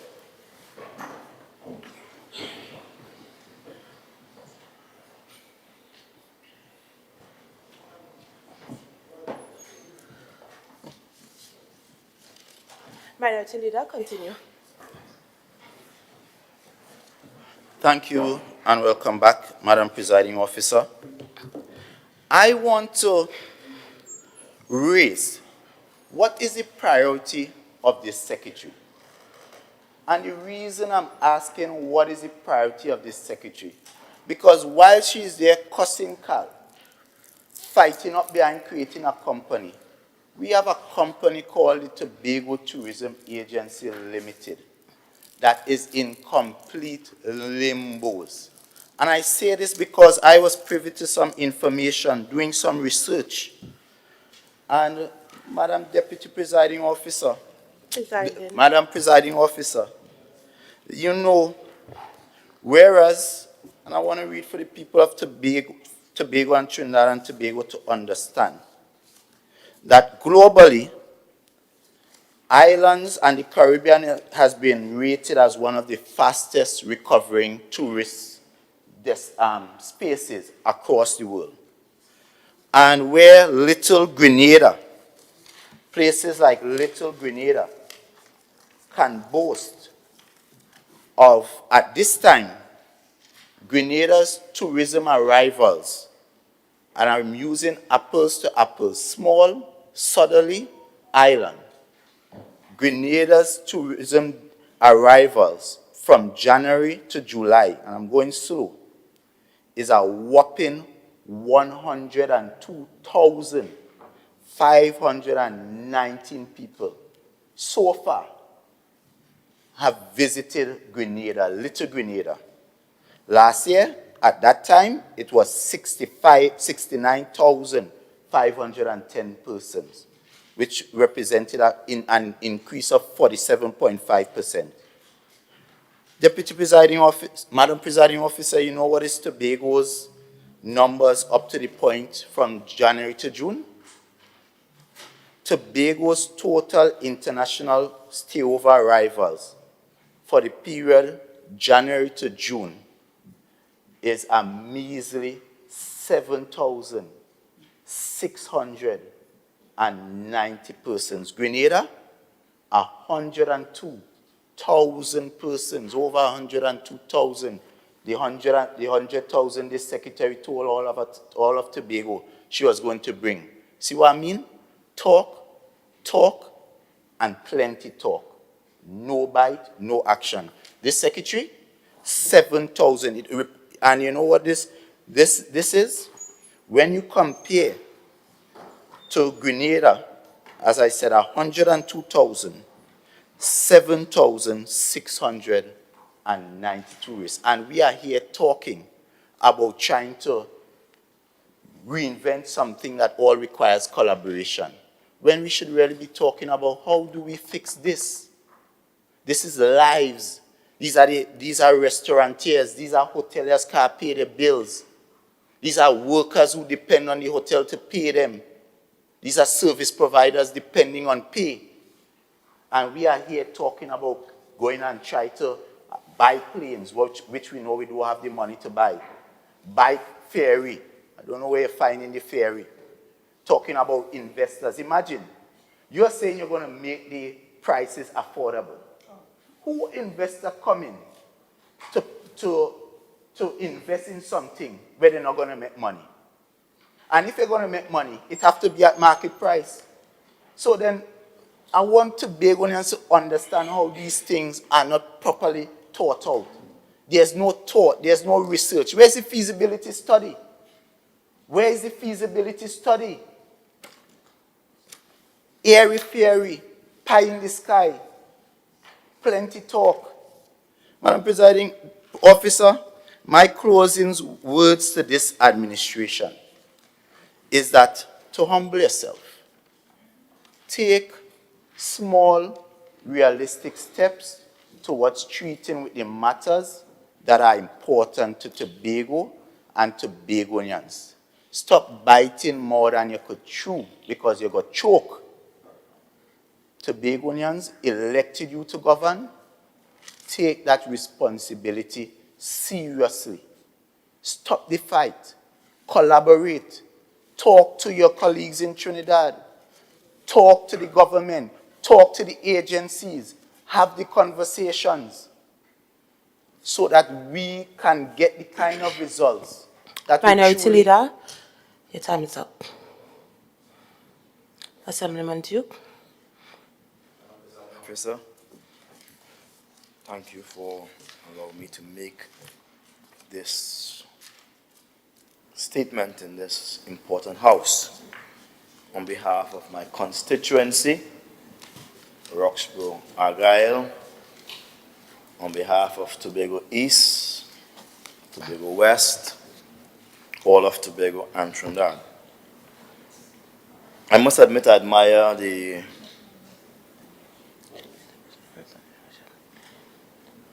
personality of the councillor. A lot of fight. But I will want to ask her to direct those fights to something a little more meaningful. What am I saying?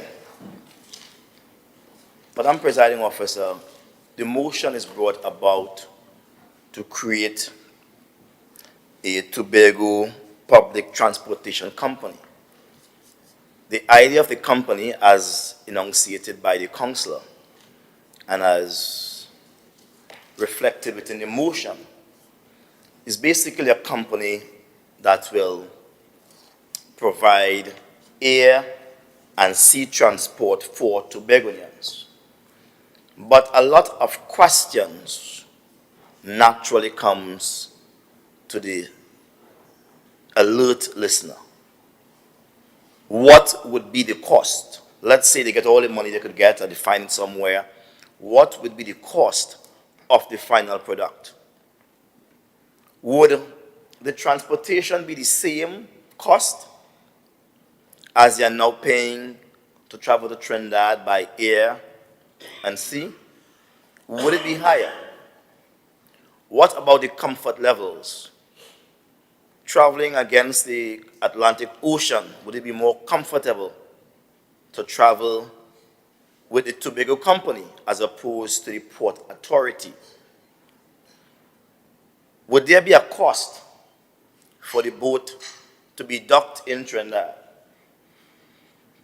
These things are unclear. And if we are to backpedal and we ask ourselves the question, where would we get the air transport and the sea transport from? That's another question. As you know, currently now, there is no major project taking place in Tobago. None. And as far as I'm aware, based on the Q-tip party, that's the symbol, the Q-tip party, investors are somewhat confused as to whether or not they can invest in Tobago, as it is. And so at this point in time, Tobago is financially bleeding. Lots of monies are leaving the shores of Tobago and are going to the banks in Trinidad. And allow me to just pull aside and park here for a while, as I say the whole quest for autonomy is to allow Tobago to make greater decisions regarding its own economy, its own social, cultural development. I repeat, the goal of autonomy, because many of my colleagues are unaware of what autonomy means. They're unaware of what, and they use it as if it's a magic stick. Autonomy, autonomy, autonomy. But they do not understand what autonomy means. It simply means giving Tobagonians the right to decide within Tobago their own economic, social, and cultural development. These are things that will give Tobago its own personality as an island. So it's not just Trinidad and Tobago, the land of Calypso and Steel Band. Yes, as a country, we are that. But Tobago should take on its own personality based on the thinking of Tobagonians. And so the question is, which part of those three things does this Tobago Public Transportation Company fit in? Where does it fit in? Is it going to boost the economy? The answer is no. It cannot boost the economy.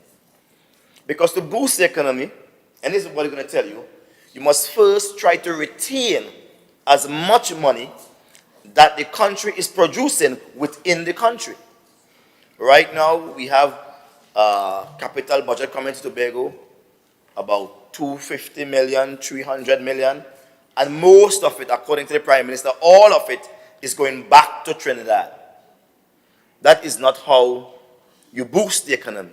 You must first of all try to recoup that money, allow that money to stay in Tobago.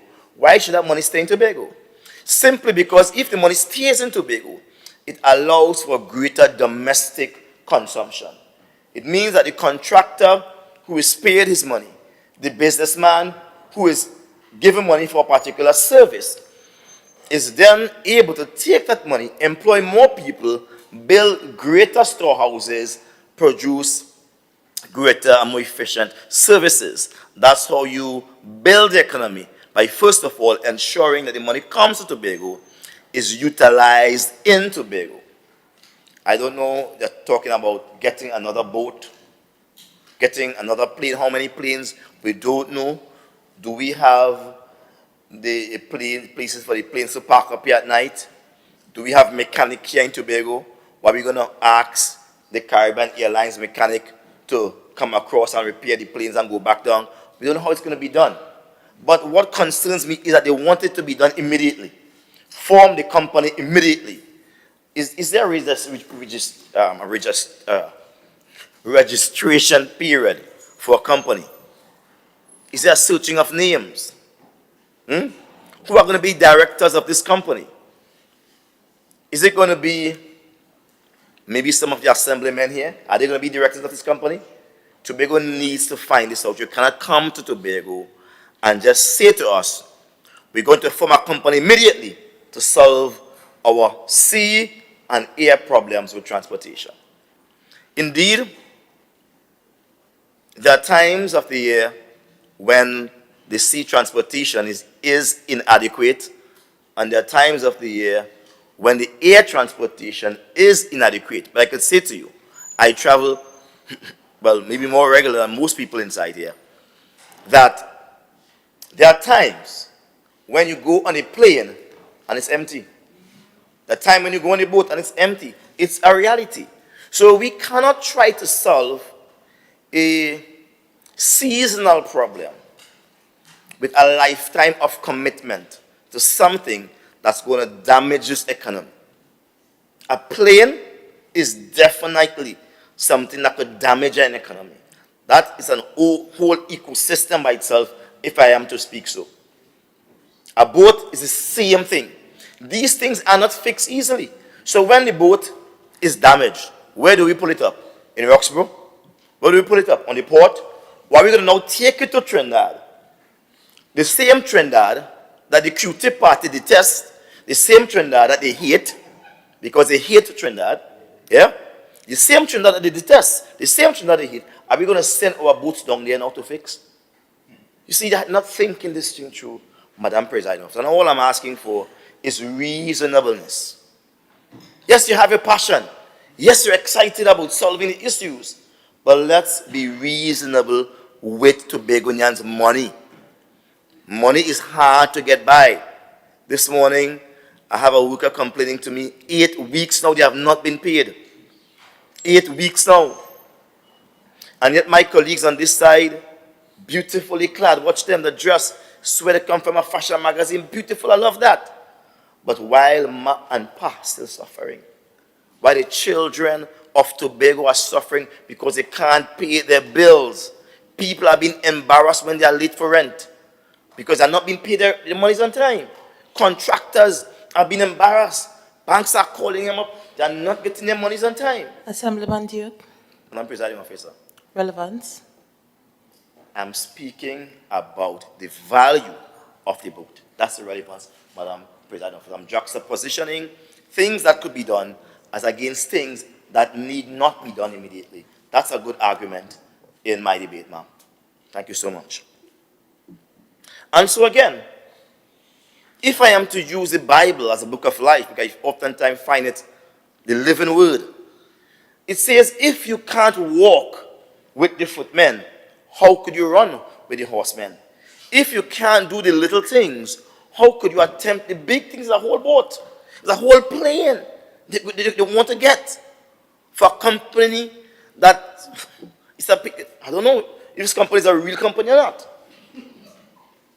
How do they get there? How did they get there, Madam Presiding Officer? And how did we get to boats and planes where we have the bus system totally inadequate? We don't even have a proper bus terminus for the people in Tobago. Go to Dunvegan Junction in Marys Hill. Dunvegan Junction. And look at the condition of that bus shed. Totally unappeasing to the eye. Totally. And they are saying they want to get. It reminds me of little children. When they travel and they see pretty things, I want one of that. Give me one of that. I want one of that. But they have no sense as to the value of it. My colleagues on the other side, they brought me a level of sadness today, Madam Presiding Officer. I never taught them to operate like that. They have let me down. They have dropped the standard. They have dropped the standard, Madam Presiding Officer. And my voice is one of grief, I must admit. They have totally dropped the standard. Not everything you see you must want. Parents have to remind their children of that. It's a nice thing to have a plane, to have a boat, but not everything you see, you know how much for that? That's the question that follows that. You can manage that? And I must ask my good colleague on this same side, she's talking about the other side, this side she's on, this same side she's on, from the QT party. I want to find out whether or not you could afford that. Not everything you see you must want, Madam Presiding Officer. Let me take with time. Let me take with time. Let me take with time, please. One cocoa, those full basket. The Tobago language, that. Let me take with time. I'm also very much concerned about the fact that this seems to be a rudderless ship. My colleague, my good Seventh-day Adventist brother from Tobago East, where is he today? Where is he today? Madam President, I'm just speaking. I'm not speaking about Assemblyman anybody. Duke, relevance. I'm again making my point. It's a rudderless ship. The ship is without guidance, Madam Presiding Officer. And the point I'm making the point simply because the motion. Thank you. The motion is one that is not balanced. Let me tell you again, Madam Presiding Officer, what made me a bit tearful. And like the Minister of Health, I almost shed a tear on this matter. One tear. When I read the motion, and the motion begins by saying, whereas the Tobago House of Assembly is vested with the responsibility, stick up in there, whereas the Tobago House of Assembly is vested with the responsibility, and then the concluding statement on this same page, be it resolved that the Tobago Island government established an Tobago Island, I thought it was Tobago Self-Assembly. How did we get to Tobago Island government? Therefore, it seemed to me as if this motion was written by several people not reading what was written aforetime, and let's write a fresh thing. Again, I'm saying the ship on that side is rudderless, captainless. I call upon my colleagues to please have harmony in their presentation. Tobago is looking on. Trinidad is looking on. They're laughing. They're saying, this is not good. This is not good. And a few weeks ago, I offered myself. I said, look, let me help you all. Madam Presiding Officer, this is serious business. Please. This is serious business. This motion begins with the Tobago Self-Assembly and it concludes Tobago Island government. Where is the island government? We quoted from the Tobago Self-Assembly Act. It doesn't speak about Tobago Island government. There's no legal document, right, from emanating, that has been passed by the Parliament, that gives validity to the Tobago Island government. And what are we doing here? This is a serious motion. It ought to have serious things on it, not things to make you laugh. Tobago Island government, there is no such thing. We have the Tobago House of Assembly, and that is the official name. So just this alone would have made the motion null and void and no effect. Fruits of the poisonous tree. That's what we call it. Madam Presiding Officer,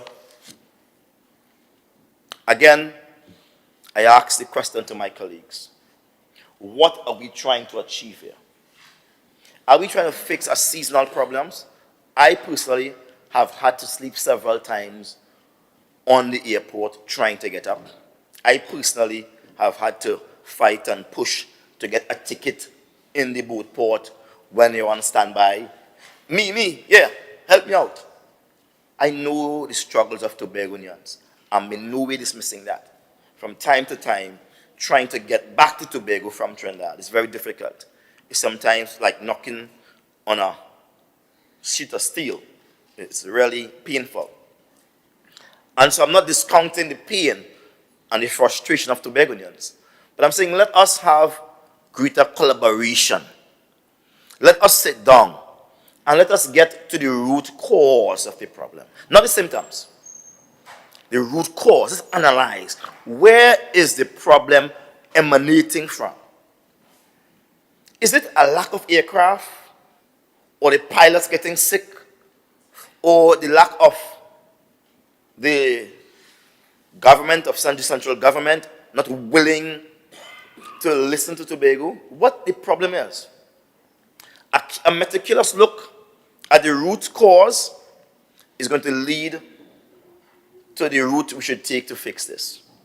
And I think the greatest problems are solved by discussions, which I guess my colleagues do not want to engage in with nobody. Nobody at all. They don't want to discuss. I'm saying the greatest problem can be solved by discussion. I've completed many years as a successful president of the Public Services Association, leading 80,000 people, Madam Presiding Officer. And I've been able to do for these workers magic with little or nothing. The government was never my friend. None of them. I've always fought against every government. But you know what? At the end of the day, I knew what it was to sit down and have a sensible conversation for the benefit of my people. All I'm asking for is my colleagues on that side, from the QT party, would be able to sit down and have a sensible conversation with the Port Authority, that's responsible for the sea transport, and the Air Authority, well, the Caribbean Airlines, which is responsible for the air transport. You have to sit and talk. You just can't ignore people and try to bully your way, because you're going to have to talk later down the line. Remember, to fly in the sky, you'll require Civil Aviation Authority. All right? And you'll want to have the gas or the fuel subsidized by the government. So there have to be a conversation. Why not have the conversation, or why this has to be with immediacy? Why does it have to be done immediately? Why not take our time with it? And finally, something like this should find its way not as a motion. I really am lost to find out why we are moving motion and these kind of stuff, and why we don't bring assembly laws to the House. This Tobago Self-Assembly Act speaks of the formulation of assembly laws by the Tobago Self-Assembly. It tells you the process. So assembly laws are real. It's authentic. Though you may think it's difficult, then let us take the route of an assembly law. Because this motion cannot undo the validity of the Port Authority, no Caribbean Airlines. This is only, even if all of us would say, yes, we want it, it's only a motion. It's not a law. You see, the country is run by laws, and only the lawless people will not recognize that because they are lawless. Good? Once you understand law, what is written as a law has to be respected by everyone, because at the end of that law is a short statement that says, this act binds the state. So the state and all has to be obedient to that law. That's why anyone could take a state company to the court and say, look, they are violating this law. They are breaking this law. So if we want to be considered as a serious team, and this is free advice I'm giving my colleagues on that side, I still love them. I still love them. I love my team. Free advice. If you want to be considered serious legislators in this House, you all should really take the time, create the relevant support mechanism, and come up with an assembly bill called a bill to create the Tobago Public Transportation Company. And when you come, you must say exactly where the money is going to come from. Exactly where. And the cost of this and how it is possible. Without that, I'm forced to remember the words of Bob Marley. Man to man is so unjust. Children or Tobago, you don't know who to trust. Sometimes you think your best friend could be your enemy. And your enemy could be your best friend. I'll conclude, Madam Presiding Officer. All mutual funds are not the same. I thank you. Assemblyman B. Israel.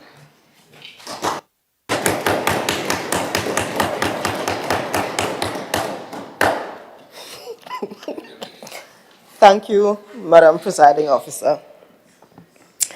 It certainly is an honor to be able to stand in this House to bring a motion or to contribute to a motion that those of us in the executive believe is a significant step in creating this greatest little island on the planet. Now, Madam Presiding Officer, one of the things that we need to be conscious of is that what we want for Tobago is not just to not be in crisis. What we want for Tobago is to not just have and accept and live with, Madam Presiding Officer, the bare minimum to prevent us from falling over the virtual precipice, Madam Presiding Officer. What we want is to actually provide a mechanism where every single human being, every single resident of Tobago can self-actualize.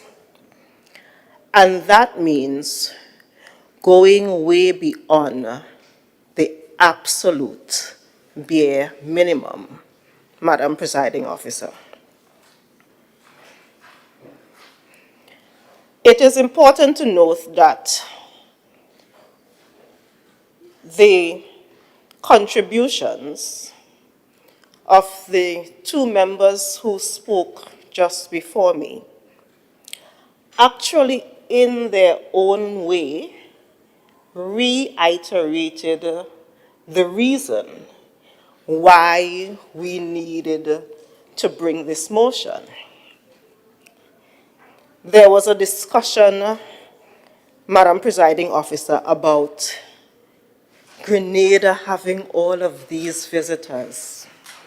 And why is it that Tobago is not having all of these visitors, Madam Presiding Officer? And I am wondering exactly how these visitors are expected to arrive on the island if we do not have a grasp of the mechanisms that will bring them to the island. Maybe we are suggesting something as similar as the Great Swim. But even when, Madam Presiding Officer, I gave my mother a near heart attack when she realized that her one and only black hen chicken was on a boat between Tobago to Toco, highlighting the fact that getting to Tobago was so difficult, Madam Presiding Officer. It was because we need a system that actually works. So Caribbean Airlines, pre-COVID, had, what was it, 24 flights between Trinidad and Tobago. The world has come out of COVID.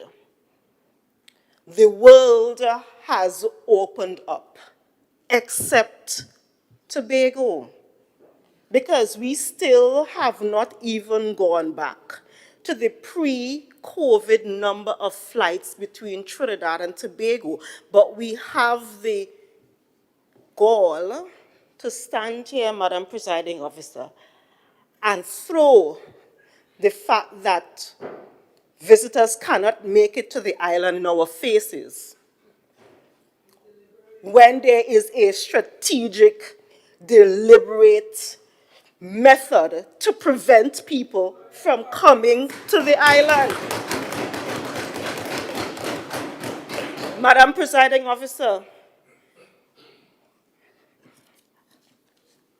there was a definition of autonomy that speaks to the right to decide for ourselves.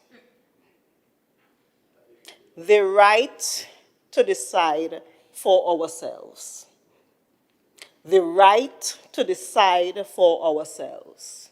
And Madam Presiding Officer, that is exactly what we are doing now.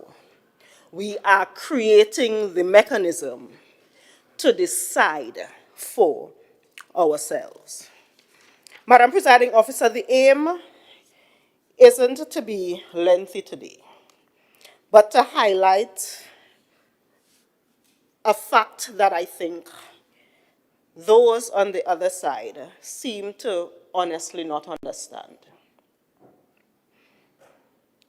The United Nations in 1948, if I'm not mistaken, basically created this thing called the Universal Declaration of Human Rights. And Article 13 of that declaration, which we are a party to in Trinidad and Tobago, speaks to 2 points. The first point, everyone has the right to freedom of movement and residence within the borders of each state. And I emphasize the word state because it seems like members on the other side do not really understand that the state is known as Trinidad and Tobago. And the state is not just getting from Charlottesville to town, but the state that we are talking about having freedom of movement through is Trinidad and Tobago. And I do not know if there is anyone who can honestly state that as a Trinbagonian, we can really and truly and honestly have freedom of movement between Trinidad and Tobago, which makes up the state that we are talking about. If that freedom really existed, we would not have to sleep on the airport.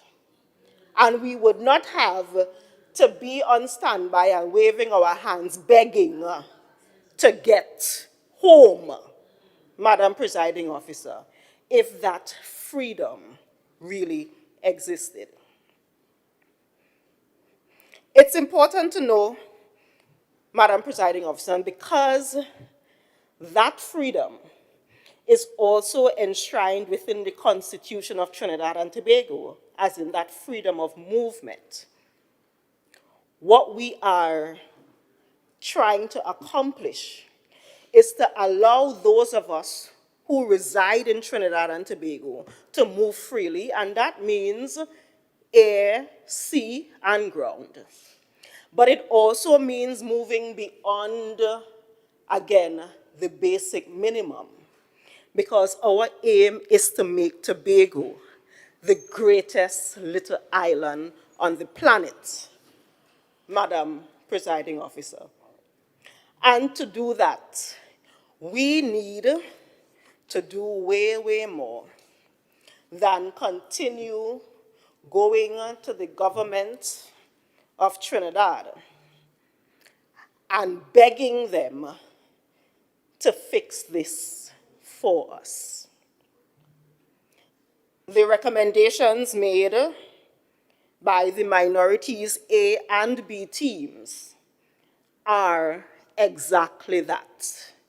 Let us give up what we already have, Madam Presiding Officer, and continue to just go to the big brothers and big sisters in Trinidad and beg to have an MOU redone, or beg to put on flights, or beg to not have to wait for an entire month, even though since last year, October, we know that Carnival was this year, October. And beg, and beg, and beg. Members, standing order 44. Thank you. Continue. Thank you. Madam Presiding Officer, I also stand here on this side to continue a process that was started while I was sitting on the other side of the horseshoe. Madam Presiding Officer, on April 26th, 2018, the goodly, can I use the word representative? The goodly member from Roxborough, Argyle, raised a motion in 2018, and I would read it very quickly so that we all hear what that motion in 2018 said.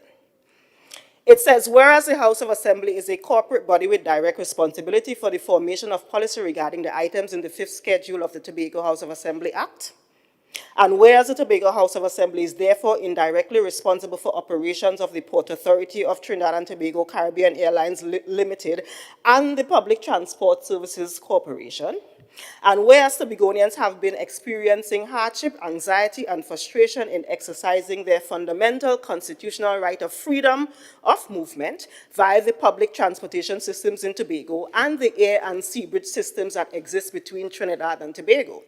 And whereas the government of the Republic of Trinidad and Tobago has set precedents by demonstrating an understanding of the uniqueness of Tobago's needs, and thereby approved the creation of a separate Tobago Tourism Agency, as opposed to the Tourism Development Company of both islands.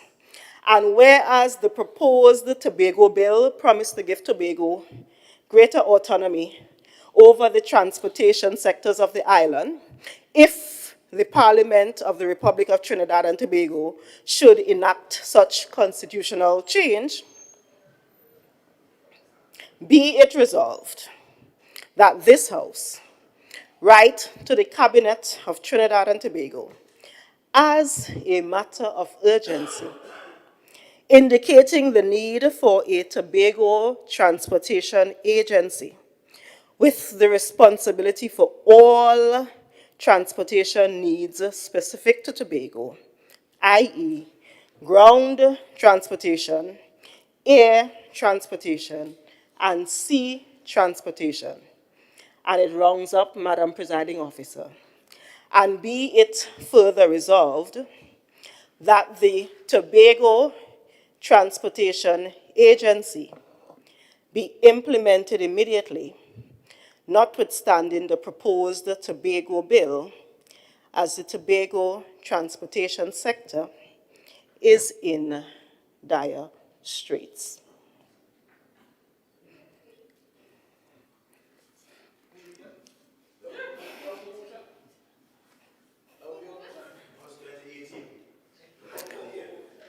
Madam Presiding Officer, Members, standing order 44. The member is still on her feet. Continue. Thank you, Madam Presiding Officer. And I understand, Madam Presiding Officer, why there is need to interrupt at that exact moment. Because it hurts me, and I am sure it hurts the goodly gentleman who brought this motion in 2018, 5 years ago. Considering that 5 years later, the issues are the same, or some can say worse. As a matter of fact, you are right, less flights, because before... Honorable members.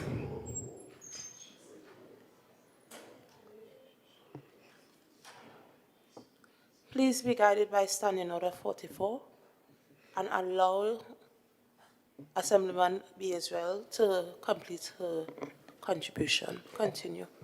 Thank you, Madam Presiding Officer. Again,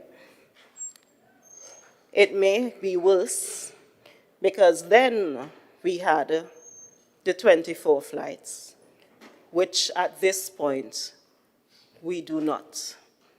But, Madam Presiding Officer, we understand, as heart and gut-wrenching as it is, to sit on this side of the House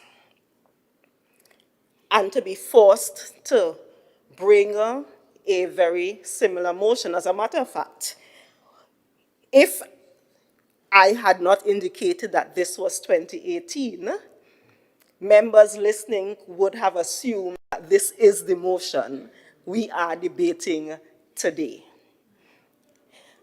Now, one of the reasons we are debating the current motion is because on that day in 2018, the members who sat on this side of the House argued vehemently against it.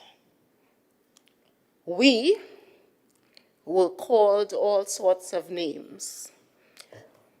Biblical scriptures were thrown out. It was a very disheartening sitting to to have to sit through. Members on that side indicated, and it's really funny to hear some of the same kinds of arguments, but coming from the other side, it's really, it's difficult to understand, Madam Presiding Officer. Back then, the member from Buku, there is no reason to have a transportation agency. The mantra at the time was business as unusual.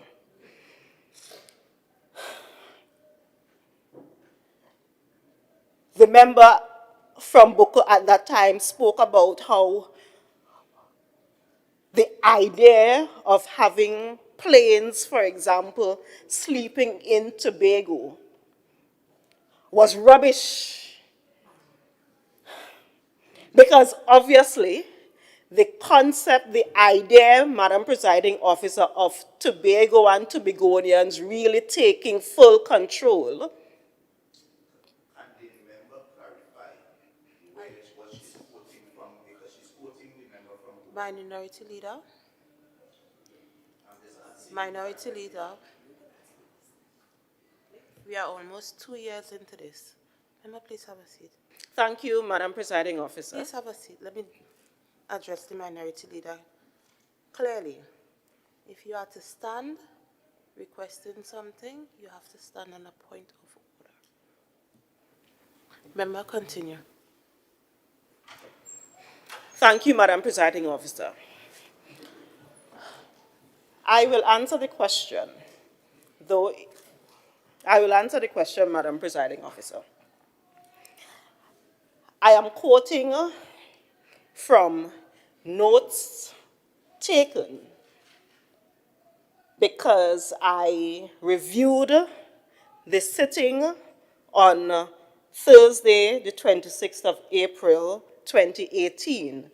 I reviewed that sitting this morning, and I am therefore reading from the notes that I took after listening to your colleagues debate this motion in 2018, Mr. Minority Leader.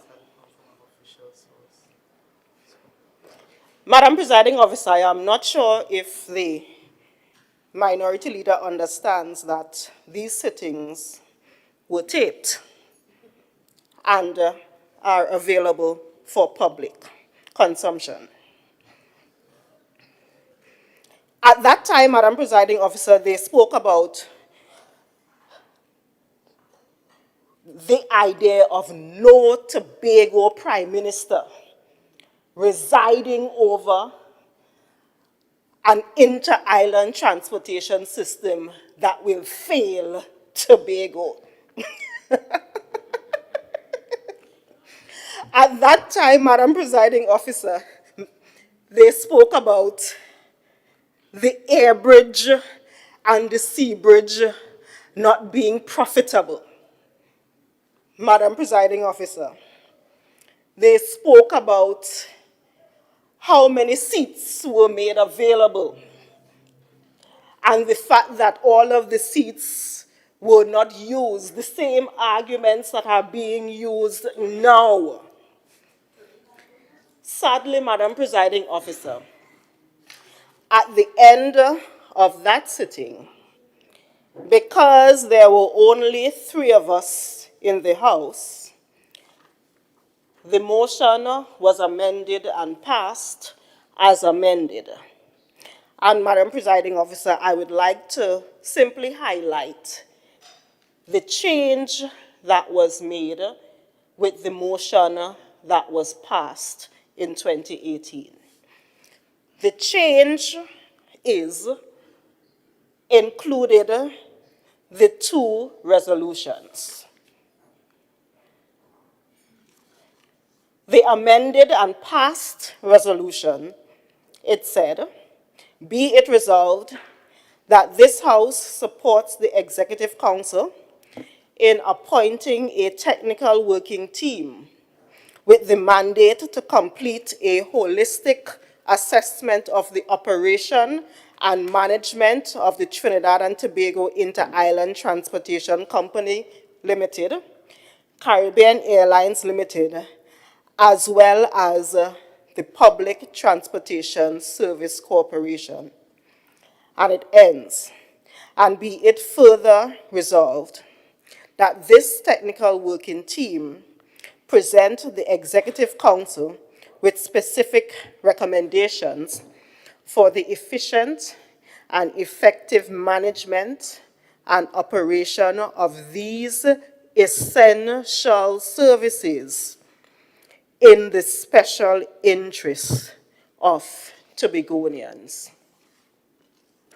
Madam Presiding Officer, even though those of us who were in the Minority Council at that time were disappointed that the motion that we brought and debated was woefully watered down to just an assessment being done, to have a working team come together and just the assessment being done and then the recommendations being made. Even though we were very disappointed at that time that that is what happened to the motion that we brought. 5 years later,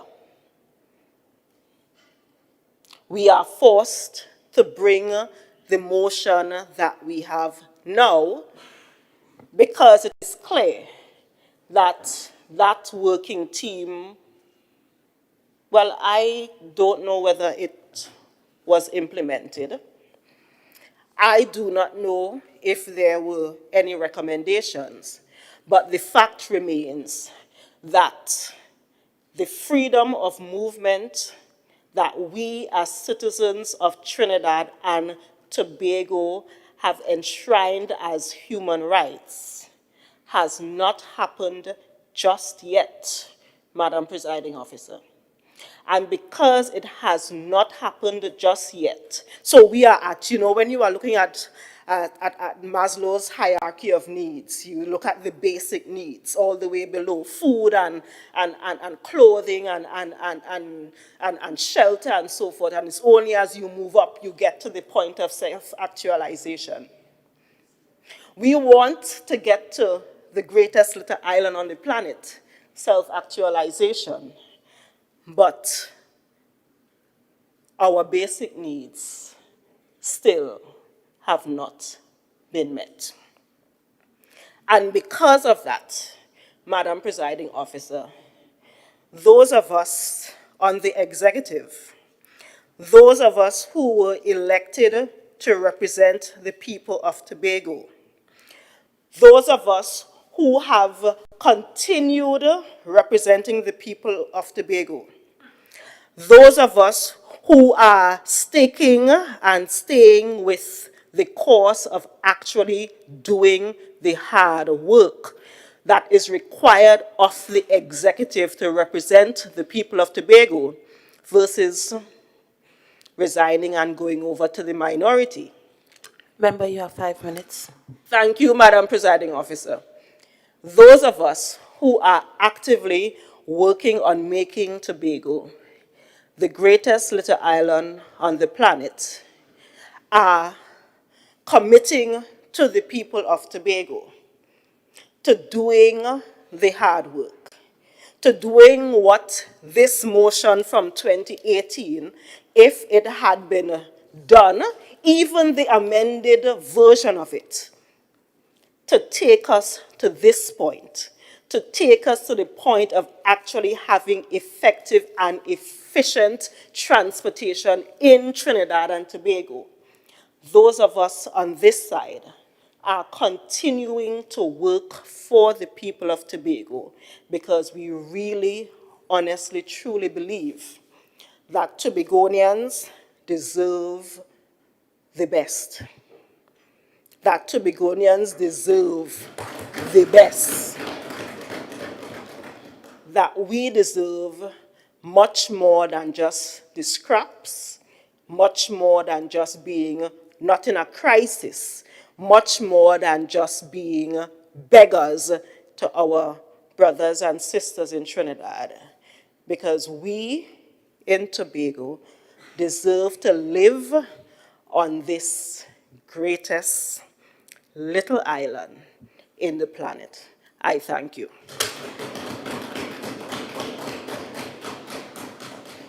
Assemblyman Trevor James.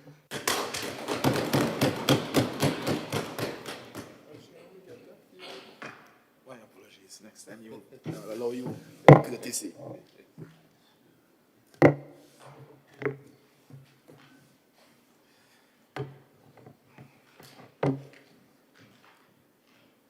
Madam Presiding Officer,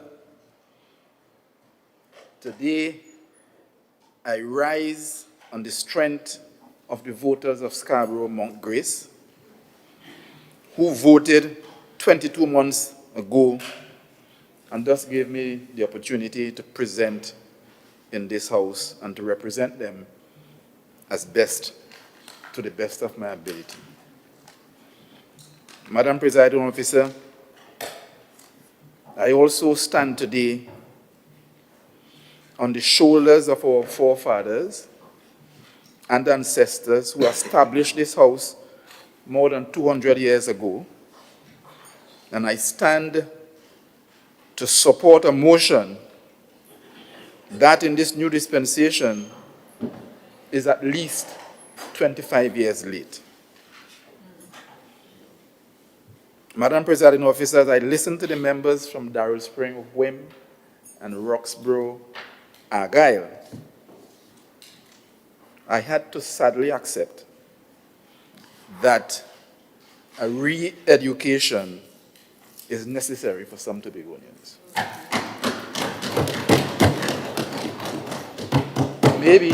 Maybe it is providence that we are in this chamber in the month of September, when kids go back to school, debating this particular motion, especially given the troubling challenges outlined in the recitals. It seems, Madam Presiding Officer, that this will have to be a 4-year course. A 4-year course on Tobago autonomy. And I want to make the course number CT 135. 135 years ago, Tobagonians in this House protested the union with Trinidad. 135 years ago. Today, we are on that same mission, having to protest the way this union is being governed. So I want to go back. I know my colleagues went back in recent history. I want to go a little further back. Some accounts of the so-called Union of Tobago to Trinidad in 1889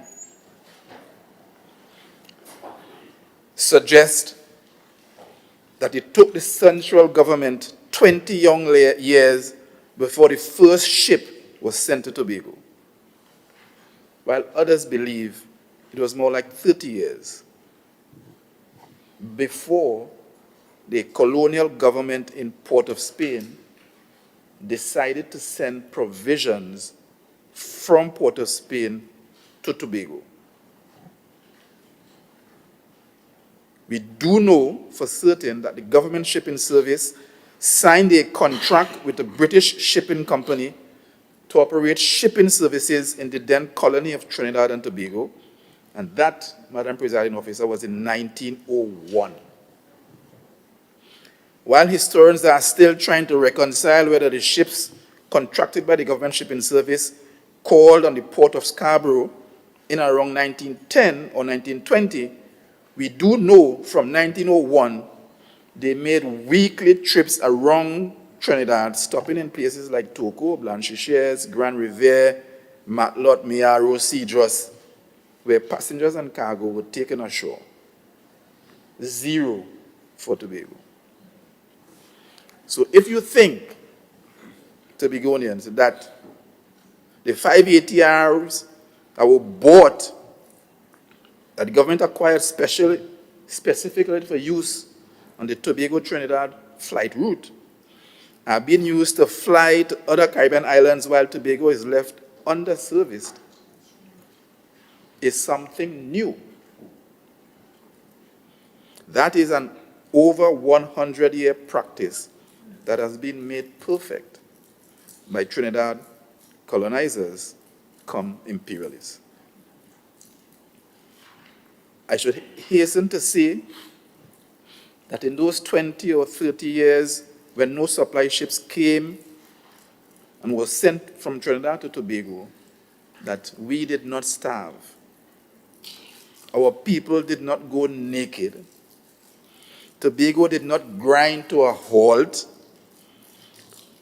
For decades of neglect from this new positioning of the constitutional arrangement, we did not. What happened? The island continued to trade with its Eastern Caribbean neighbors and became the breadbasket of Trinidad. This was possible, Madam Presiding Officer, because within the colony of Trinidad and Tobago, Tobago at that time still had its own exchequer. And you know the member for Darrell Spring spoke a bit about Grenada. And I want to remind him and Tobagonians that the only difference between Tobago and Grenada today, why Grenada and all the small islands in the region can survive on tourism, the only difference is that those islands are independent and can decide for themselves.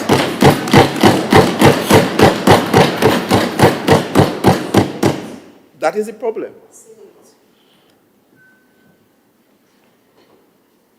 Financially and legally, to some extent, at that time, Tobago continued to operate as a colony within the colony of Trinidad and Tobago because it had its own purse in its own pocket.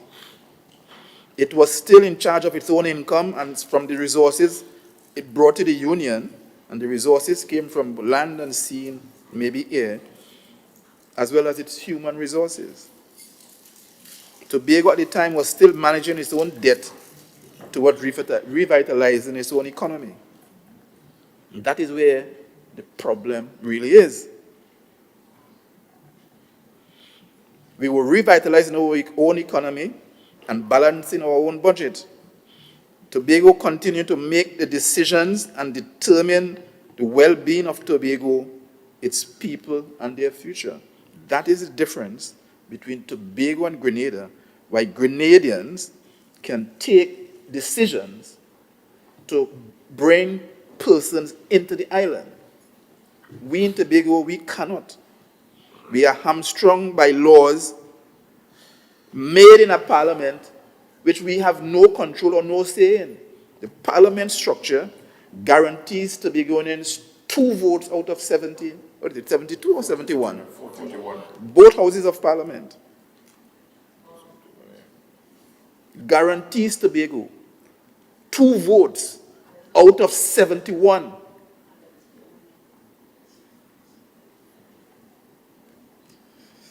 Madam Presiding Officer, we Tobagonians should ruminate on that point.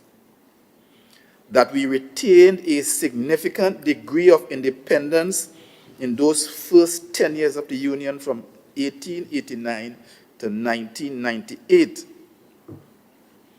The Tobagonians at the time continued to manfully take the responsibility to determine for themselves what our destiny ought to be. One has to wonder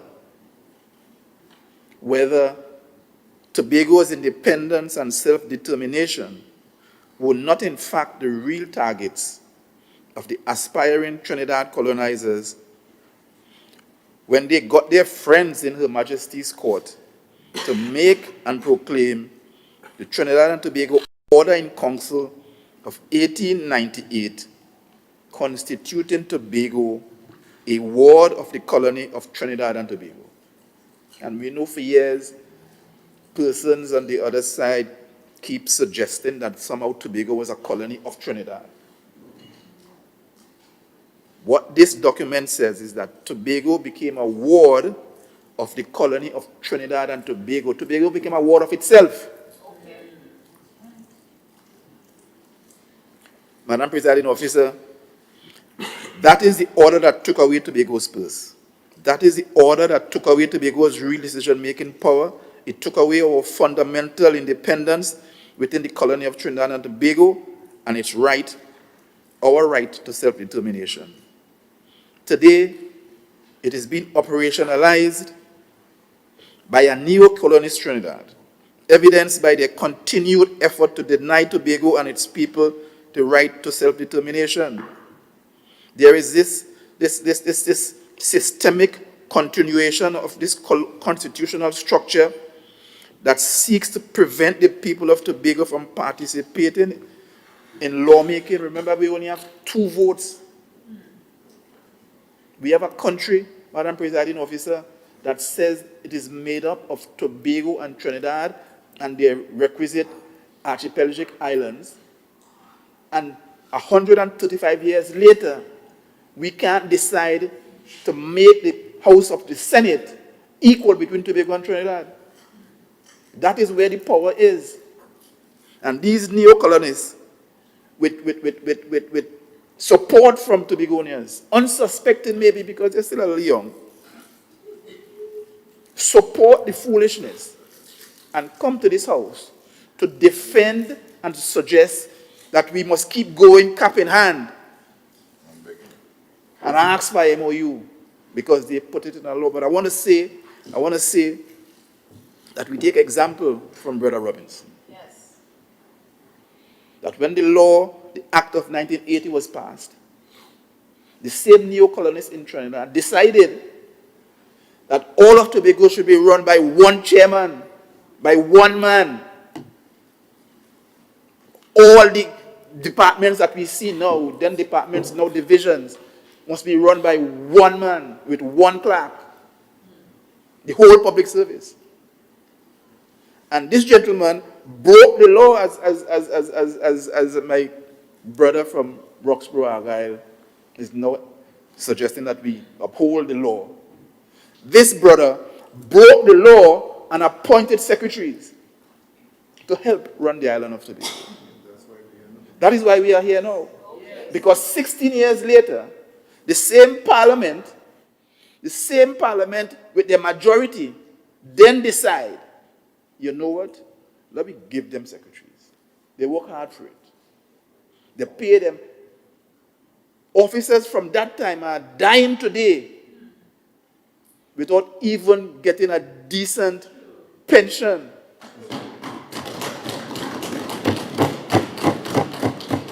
And maybe the spirit is calm because they have lived to see a new generation of fighters win government in Tobago, and now they feel they can go home easy.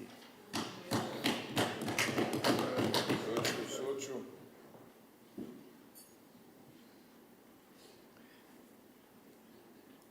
Madam Presiding Officer,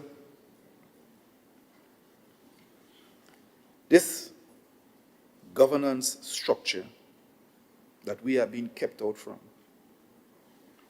is being done to the detrimental domination and suppression of Tobago and the peace and prosperity of its people. This is the cause of why we are here today. But for every cause, there is an effect.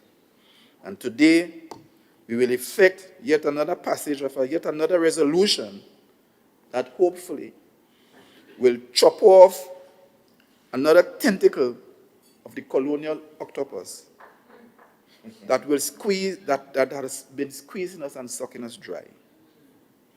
Freedom and autonomy must breathe deeper before this 4 years comes to an end.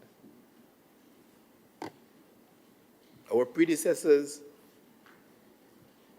as an administration of the Assembly, failed to completely assume the full administrative and executive responsibilities and authority conferred to it by Act 40 of 1996. In fact, the PNM ceded all our critical administrative and executive responsibility and authority back to their friends in their so-called central government. Whether because of indolence or incompetence or subservience, or a combination of all three, this ceding is the fact. Madam Presiding Officer, had the PNM administration sought to fully assume the autonomy granted under the THA Act of '96, as inadequate as it is, there would have been incidents and therefore opportunities to identify and remedy most of the legislative reconciliations necessary to fully operationalize the THA Act. This would have been done whether by intergovernment resolution or judicial interpretation. This, Madam PO, is the substantive problem. It is that past administration did not take its responsibilities under the Act, and we are now here bringing a motion to open a company to take responsibilities given to us 1996, because we can't create a corporation or an agency, because that could only be done in the Houses of Parliament where we have 2 votes. And we must now do what we can do under the law that the member for Roxborough Argyle wants to now keep.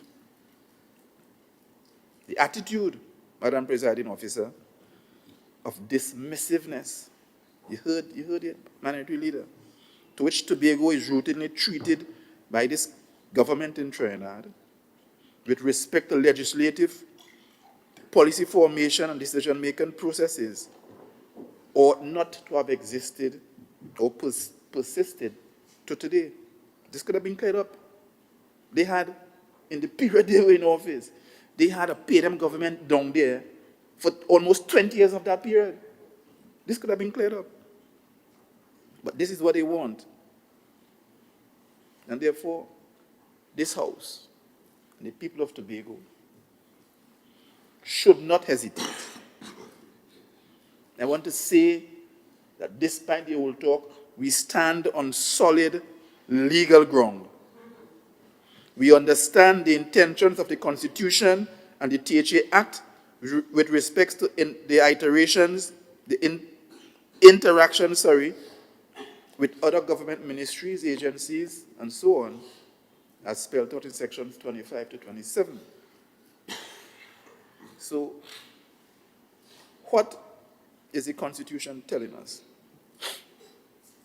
Madam Presiding Officer, the Motor Vehicle and Road Traffic Act of 1934 is a piece of legislation that was passed in 1934, 45 years after the so-called Union of Trinidad and Tobago of 1889.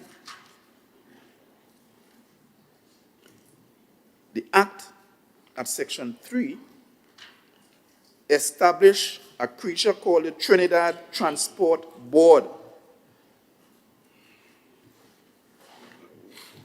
Honorable members, it's now 4:30, and I'm guided by Standing Order 16-2. We have assembly business?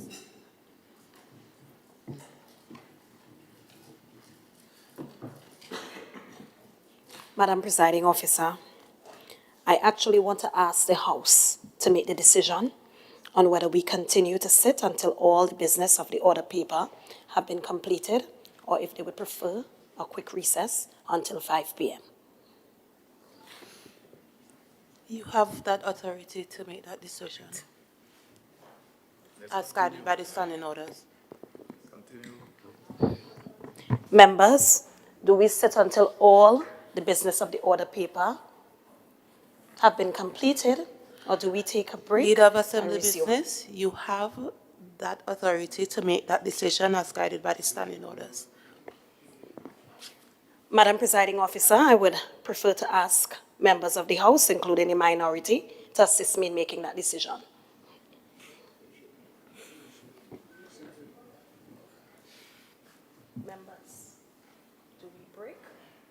do we go until all the business of the order people have been completed?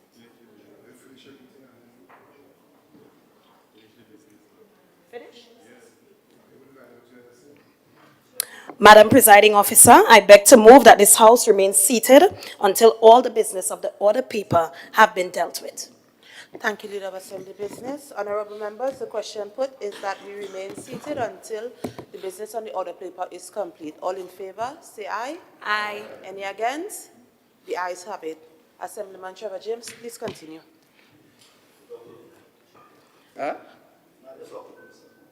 Thank you, Madam Presiding Officer. You know, the W sounds so nice in the middle of the two names.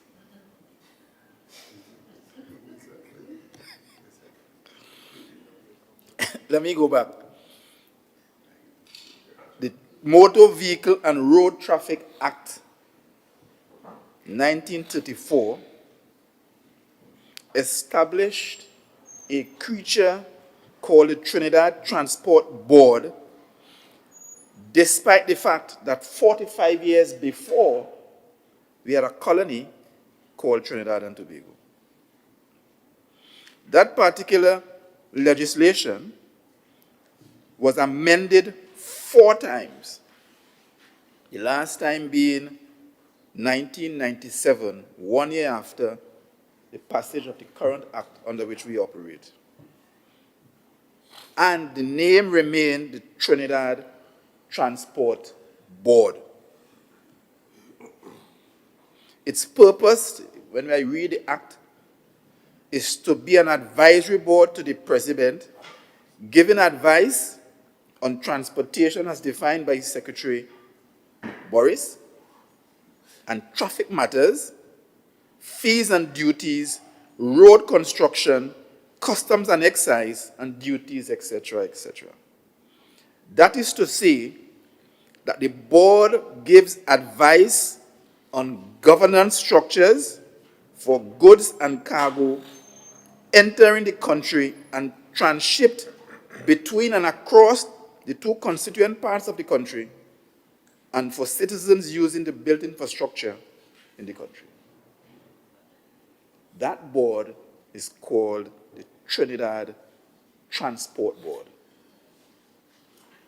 Further, Madam Presiding Officer, the composition is also the composition of the board is also indicative of its extent and focus. Members of the board include the Chief Technical Officer of the Ministry of Works and Transport, Police, Licensing, the Road Safety and Automobile Associations, and 5 persons from the field of local government, commerce, industry, agriculture, and labor in Trinidad.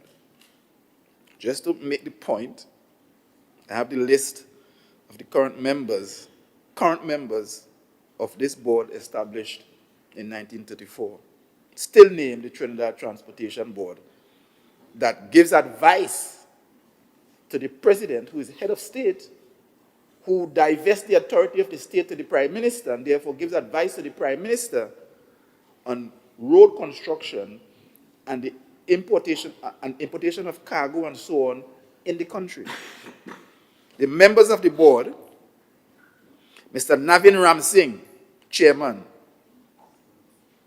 Chief Technical Officer of the Ministry of Works and Transport; Mr. Basdio Gosain, Transport Commissioner at the time, acting; Dr. Jacqueline Huggins, Manager, Student Life and Development Department; Ms. Joanne Archie, Assistant Commissioner of Police, we know her; Mr. Stein Carrington, an architect from GSL Designs; Mr. Dave Baiju, Project Manager from Alutech Limited; Jamal Jacob Mohammed, a local government expert; Robert Giuseppe, Senior Labor Consultant; Mr. Roy Andrew Lloyd, a consultant on refinery operations and improvements; and Ms. Lorraine Waldrop Ferguson, an agricultural economist.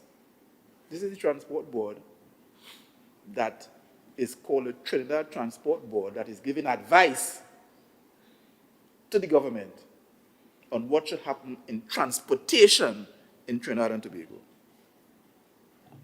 This demonstrates clearly, Madam Presiding Officer, that the board was designed to only look into and advise on transportation matters in Trinidad. It could be nothing else. This is one piece of evidence of the need for this motion today. We should be happy, all of us should be happy, that finally the people of Tobago, through its representatives in this House, are taking this purposeful look into the transportation situation in Tobago. Additionally, the structures that they put in place continue to demonstrate an unwillingness, and this is important for my brethren on the end of the horseshoe. The structures that they have put in place continues to demonstrate an unwillingness to coordinate or any desire to collaborate with the policy making offices in Tobago. That is what this law is really saying, you know. That we could sit in Trinidad, name our board Trinidad, advise the government in Trinidad, and tell you what to do.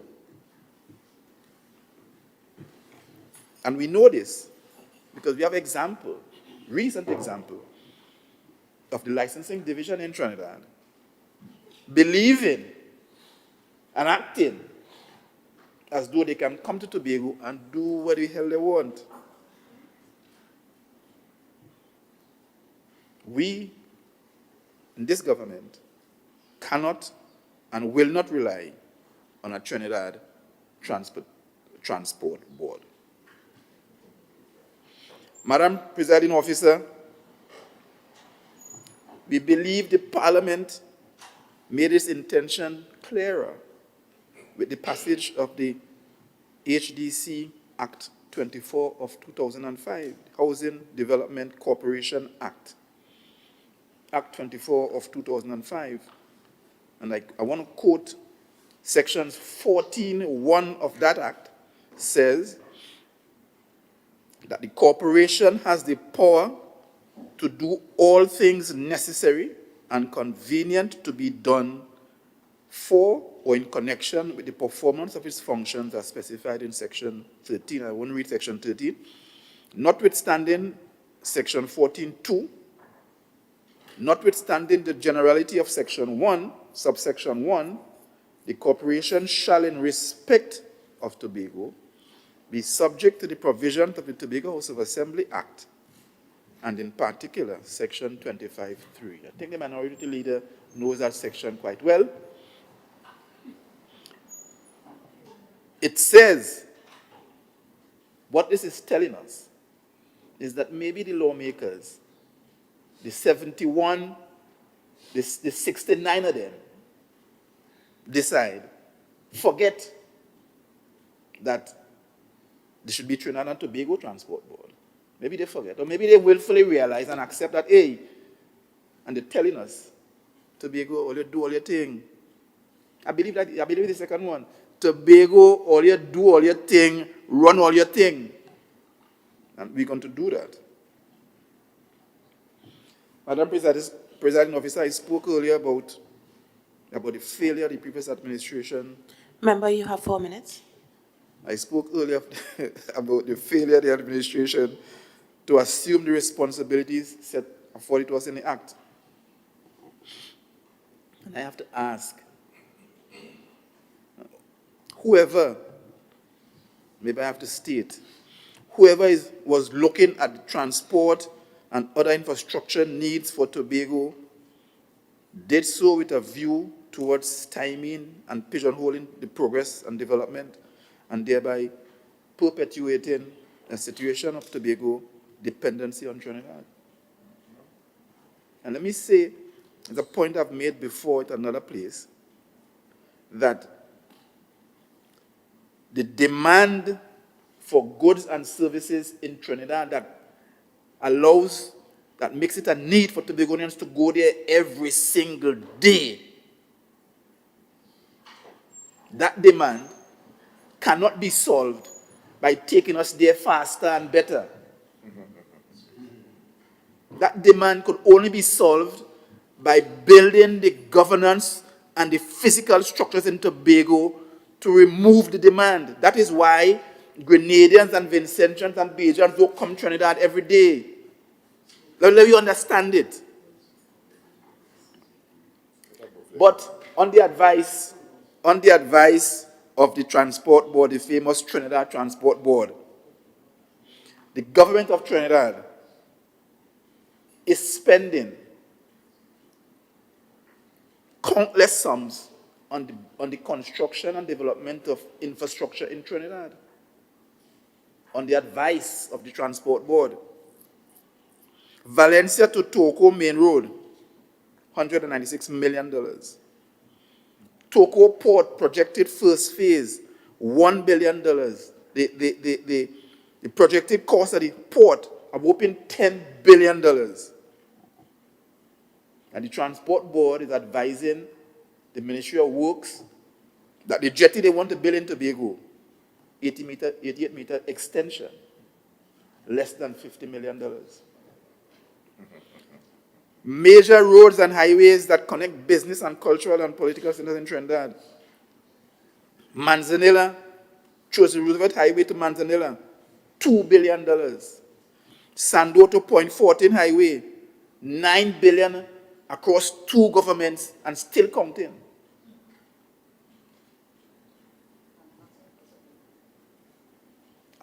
Of the PSIP, $0 to Tobago.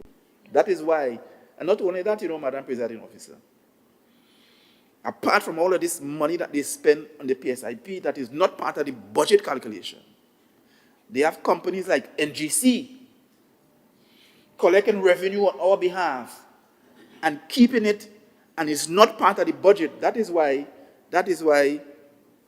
Prime Minister Prasad Bisesa had to go in NGC and raid their accounts. Because they have monies that they spend in Trinidad, not part of the budget and not part of this 4.03 to 6.9% that they give us. Even the PSIP budget, these billions you see here, part of the PSIP budget, not part of the calculation of the national budget that they give us this money from. That's one of the things that we hopefully we will debate in this House. Assemblyman James, your time has expired. Madam Presiding Officer, I rise to make a request for an additional 10 minutes of speaking time for the member of Scarborough-Mount Grace. Members, the question is that 10 minutes of additional speaking time be given to Assemblyman Trevor James to conclude his presentation. All in favor say aye. Aye. Any against? The ayes have it. Assemblyman James, you may continue. Thank you, Madam Presiding Officer, and thank you, members. Transport Board, I'm presuming again, advise that a new terminal should be built in Tobago. When I look at the THA Act, 5th schedule, airports is part of the responsibility of the THA. Transport Board, the Trinidad Transport Board, advising the government to build an airport which the government is accepting, and the Tobago House of Assembly has no local stand-by on the project. Not then and not now. Since coming into office, I've requested meetings with the managers of the airport project, NIDCO. Blank refusal. In the meantime, they are building from the designs that I have seen, and I've seen the 60% designs, that I have seen the exact same space that we have now at Western Crown Point to house the same amount of aircraft. They've displaced countless Tobagonians who have died in frustration from their property to build a terminal building, when they could have taken Prime Minister Manning's idea and moved the airport north of the existing terminal. but we have a Tobagonian in office.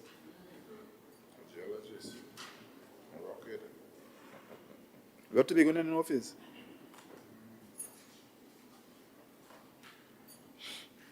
So, Madam Presiding Officer, let me conclude. Let me conclude that in order for us to be able to make, to determine, to formulate, and to implement policy direction in Tobago, there is a need for us to set and develop the governmental structures in Tobago. Part of that governmental structure is developing this entity that will bring together and bring to bear and advise the government on the transportation needs, and we're going with the full definition of transportation now. That is why the Secretary who is responsible for transportation is saying, bringing the air, the sea, the road transportation to bear in one entity so that we could be properly advised and to find a way under the law that we have, the laws that we have, that denies us the right to have a corporation or in Tobago. We have to go to Parliament to do that. To deny us that right, we are going to bring this entity together so that we could finally have a more combined approach to tell us where we should go and how we should go. And that is what this is about.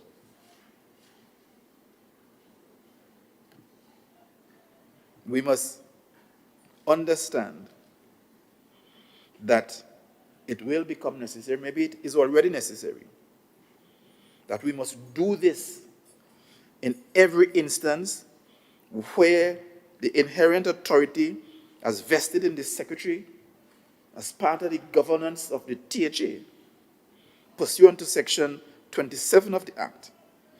That is why we are here today, taking responsibility and all the responsibility offered to the in the THA Act, and taking another step to hasten our march to self-determination. I want to remind the members at the end of the shoe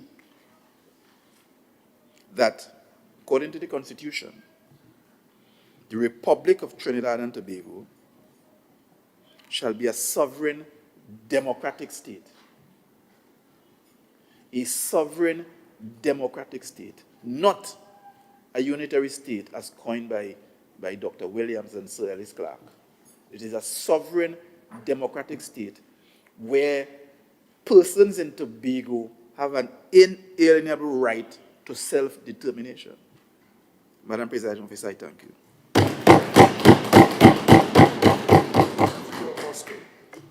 Councillor Petal Daniel Benoit. Thank you, Madam Presiding Officer. Thank you for the opportunity to contribute to this debate on this motion on the operationalization of a Tobago transport company under the purview of the Division of Tourism. Madam Presiding Officer, we would have listened to 3 speakers on the other side, the mover of the motion, and what this minority calls a very emotive presentation, lacking of facts, lacking of figures, lacking of data, no real analysis of the situation, a lot of emotive and political talk about the anchor holding and stuff like that. And we think that the motion as brought by the Secretary of Tourism is a bit flawed. And Madam Presiding Officer, in her presentation, as she moved the motion, the member spoke to the fact of having a responsibility that she does not take lightly. And because every opportunity that she has to come to stand in this house is an honor not available to persons. Madam Presiding Officer, this said member, today when 2 questions under my name was posed to the Secretary could not respond to those very important questions. So I don't understand the comment about not taking responsibility lightly. And Madam Presiding Officer, the presentation was quite disappointing. And the member went on to speak about kumbaya in the scenes and not just quietly and sheepishly extending our hands as some may want us to do. Madam Presiding Officer, I recall a consultation that was called and hosted by this administration. I think it was sometime on the 28th of August, dealing with the Air and Sea Bridge, and coming out of that consultation, the cries and the choruses and the recommendation from the stakeholders present was meaningful collaboration, meaningful discussion, dialogue, and the like. And that was the chorus coming through from most of the persons who would have presented. So it is quite disappointing, disheartening, and insulting for the Secretary to make the remarks that she has made and basically disregarding the recommendation of the stakeholders. So why them call them to a consultation? Why have them waste their times to come and give recommendations when you are just going to insult and disregard the recommendations, Madam Presiding Officer? And just to go back to some of the recommendations, some members spoke to the fact of re-engaging the committee with the Prime Minister on transportation, where all parties come together. Some members spoke about, being humble and having cordial conversations, having dialogues. And those were some of the recommendations that came through, Madam Presiding Officer. And we think that the recommendations by the stakeholders themselves should be seriously considered. Madam Presiding Officer, in the presentation, the member did not clearly express what the company will be doing. She stated some functions, but the functions were not clear, the objectives were not clear. What they really plan to address, what are the issues that they plan to address? And the minority leader spoke about if you prognose indirectly, you would diagnose incorrectly, and I'm not sure if the prognosis was done carefully. And what are the real challenges that the transportation company in Tobago will be addressing? Have we clearly identified what the issues are? What are the implications and the prerequisites required to form, establish, and operationalize such a company? What assets will be managed by the company, Madam Presiding Officer? What resources will be used to operationalize this said company? Time and time, Madam Officer, we hear cries from all the secretaries that there is no money, we have no allocation, we have no money to pay daily rated workers in the Division of Agriculture, some of whom were owed over 4 fortnights. We are hearing cries from URP. There's no money to pay URP workers, up to 2 fortnights, some workers gone unpaid. We are hearing the cry where no money for marketing of the destination. We are hearing the cries of no money to pay service providers. Service providers are complaining all over the place on social media about not being paid, some not being paid for Carnival, not being paid for jazz. We are onto a new Carnival period, and persons are not being paid. So, Madam Presiding Officer, the question is, what are the resources that will be used to operationalize this company? And I thought I would have heard something coming out from the Secretary of Health that would indicate probably the allocation for her division would be reduced to supplement or to fund this company similarly with the Division of Infrastructure, but we didn't hear that, Madam Presiding Officer. And it just appears to be a knee-jerk reaction to an incident that would have occurred recently, one in terms of the Sea Bridge, where a fire happened, and of course, where we heard that there were a downing of planes over a period of time. And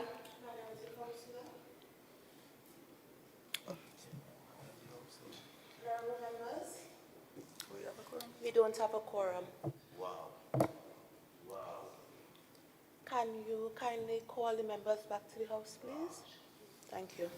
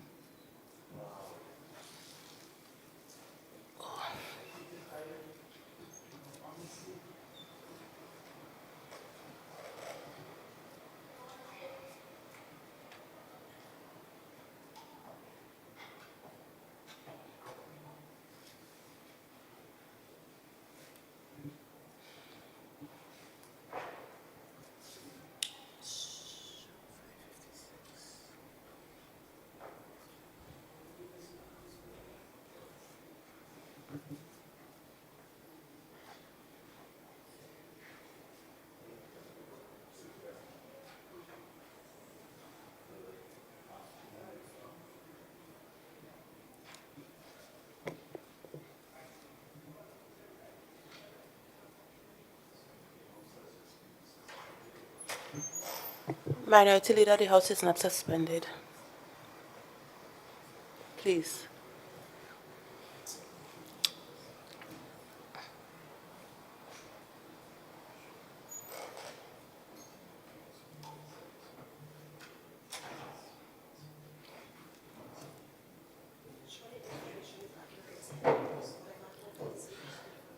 Clerk, can you confirm that we have a quorum so we can continue, please?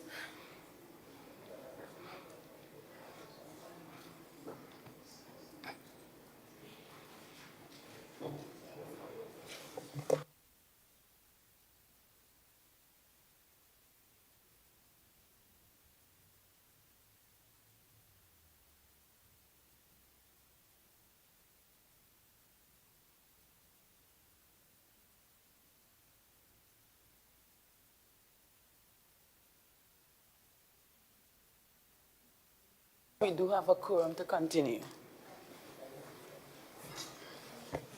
Minority Councillor, you may continue your presentation. Thank you, Madam Presiding Officer. I am not sure if this is an example of the administration not taking their work and responsibility lightly, but I will continue my presentation. And Madam Presiding Officer, the point that I was making before we did not have a quorum was to establish what resources will be used to manage and operationalize this Tobago Transport Company. And Madam Presiding Officer, I want us to also consider the track record of the management of the current entities under the Tobago House of Assembly. Entities such as TADCO. Recently we have heard where over 60 employees, I'm thinking that is the entire organization, was sent home and asked to reapply. Madam Presiding Officer, we have seen where currently we are asking the question about the CEO of the Tobago Tourism Agency. We got the response that May of this year, May 2023, some months ago, a CEO would have been Minority engaged. Councillor, relevance?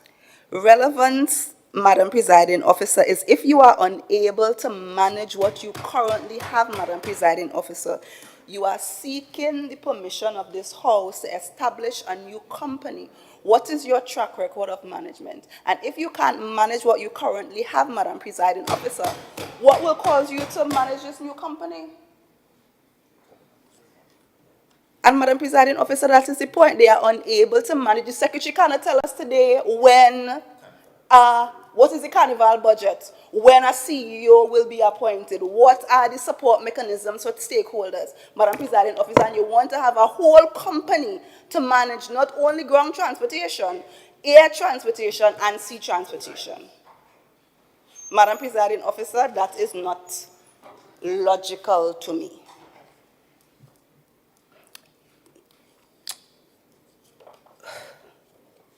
So, Madam Presiding Officer, we would have also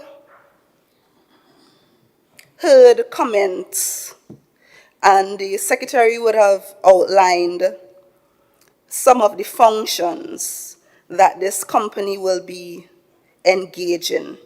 And it will be good for the Secretary to really give us some more information and what some of the functions really mean, to seek to have transportation modes which deal with the quality of transportation options that give consideration to speed, comfort, and safety. Does that mean that this company intends to purchase aircrafts and purchase boats and buy more buses?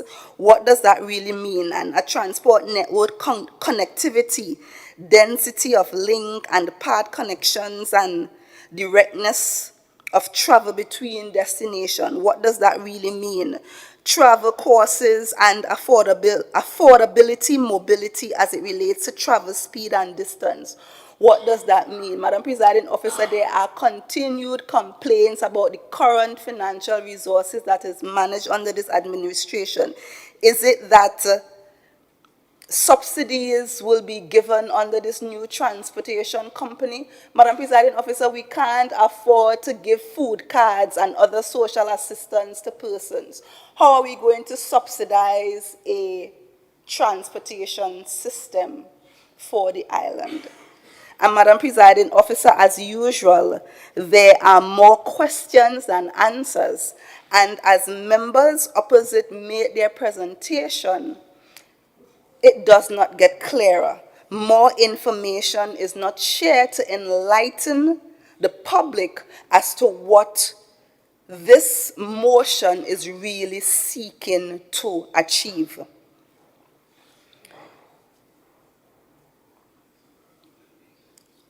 Madam Presiding Officer, the member for Collar Hall and the Secretary of Infrastructure had a lot to say about the Transportation Board. And the member could have described and shared with this House and the public who were the members on the Transportation Board. But Madam Presiding Officer, it is quite ironic that that same member today could not answer the question about the Board of Spell and the board, and that question had to be deferred to another sitting. And I didn't understand the relevance of that contribution and who the board members are and the functions in relation of to the motion. And Madam Presiding Officer, it also goes to prove the point that they are unable to manage what they currently have, but they want to add more to the mismanagement and misuse of the current resources of the Tobago House of Assembly.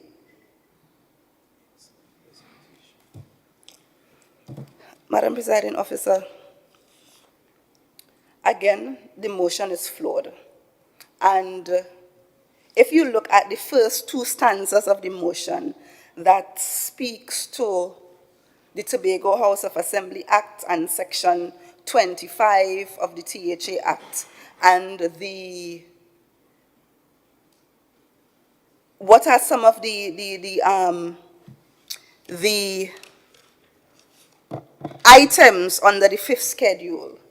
And yet again, Madam Presiding Officer, we are saying that this motion cannot be read in isolation of all the other regulations and laws that govern our country. Particularly, Madam Presiding Officer, we're looking at the Constitution, and based on the Tobago House of Assembly Act 40 of 1996, it speaks to, subject to section 25 being without prejudice to section 75(1), and also taken into effect being subject to the 5th schedule of the THA Act.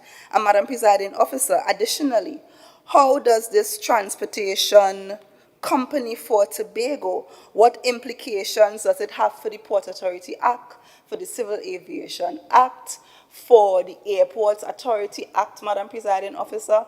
How do we marry what we want to do in keeping with our existing laws and regulations? And Madam Presiding Officer, I want us to also consider, is it that there may be other options or recommendations to resolve the issue which has not been clearly identified? Can we look at, and the minority leader spoke to it, can we look at improving the memorandum of understanding between the agencies such as Caribbean Airlines, such as the Port Authority, such as the Inter-Island Ferry, Madam Presiding Officer, the Ministry of Works and Transportation? And we have seen, Madam Presiding Officer, and the Secretary asked a question, what have we contributed and how have we been part of this situation? And Madam Presiding Officer, we have been part of the solution, sir. We have been part of the solution because it is through meaningful dialogue and engagement, Madam Presiding Officer, where the issue that the Deputy Chief Secretary outlined in 2018, and we are agreeing that there was an issue then, but it is with dialogue, meaningful dialogue and conversation. We had the purchase of 2 fast ferries, Madam Presiding Officer. We also had the leasing of the cargo vessel. It is through meaning consultation and conversations recently between the Chamber of Commerce Tobago chapter and the Minister of Works, Senator Sinanan, that we have seen a recommitment to the purchase of a new cargo vessel. So there is still merit, Madam Presiding Officer, in having meaningful dialogue and conversation. So to flippantly say that we are not going to just quietly and sheepishly extend our arms, Madam Presiding Officer, it is an insult. And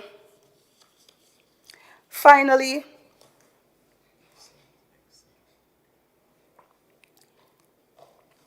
Madam Presiding Officer,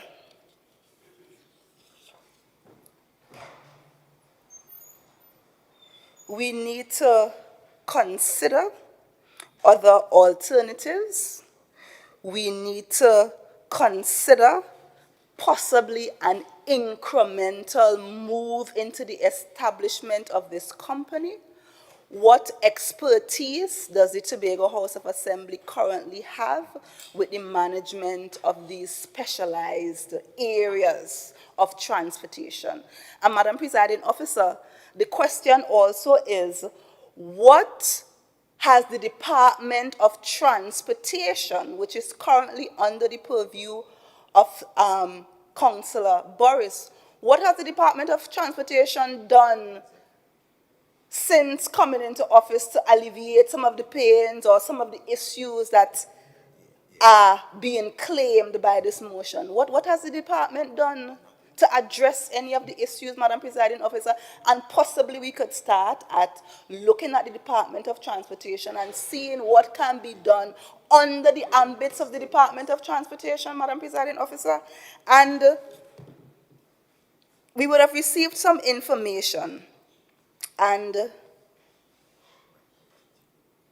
the member spoke to the fact that it may be a seasonal issue.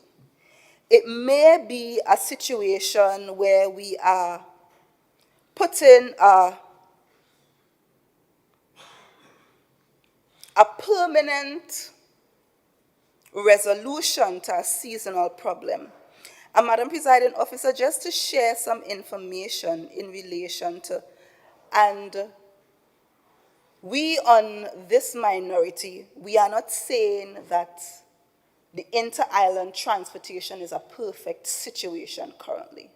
We are saying that there are great improvements have been made over the past, and we could continue to improve the current situation in relation to our inter-island transportation as well as our ground transportation.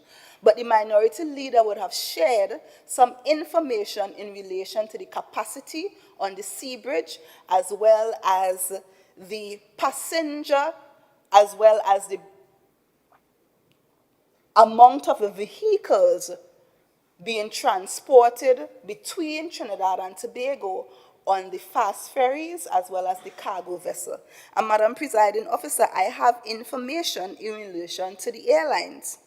And from Port of Spain to Tobago in January, we saw a capacity of 27,648 seats, and we have a total on board of 24,292.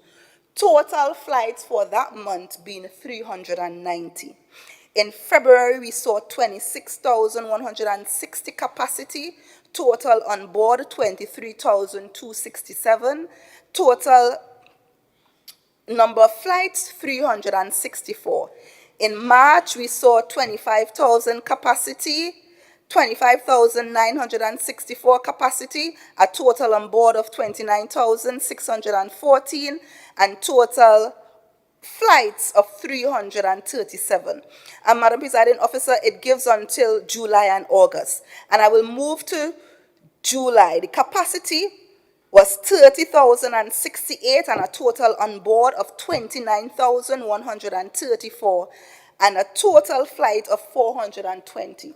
So yes, we are seeing gradually where there is an increase in the number of flights. So between Port of Spain and Tobago, from January to July, there was a total capacity of 196,576 seats and a total on board of 181,617 seats and total flights of 2,750. And Madam Presiding Officer, if we go the reverse, Tobago to Port of Spain, we saw a capacity in January of 27,648, total on board of 24,722. Again, the number of flights in January was 390. And again, if we move from June to July, we have in July capacity of 30,068 and a total on board of 28,477 and total number of flights of 420. So the number of flights we would have seen from January moved from 390 to July of 420, and we are having information where the number of flights are going to continuously increase incrementally. So, Madam Presiding Officer, again, we have to understand what is the issue. We are not saying that the situation is perfect, but is the resolution that is proposed today the right resolution for the problem or the issue?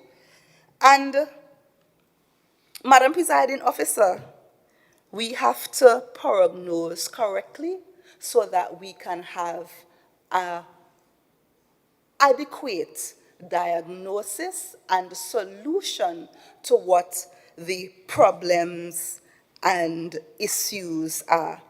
So, Madam Presiding Officer, I will want to urge and reiterate some of the questions that were posed previously in terms of the financial resources that will be used to manage this transportation company, questions about the expertise that will be required and what are the implications in operationalizing this company, about what the resources that this company will be managed, and whether or not we could look at alternative solutions to resolving this issue.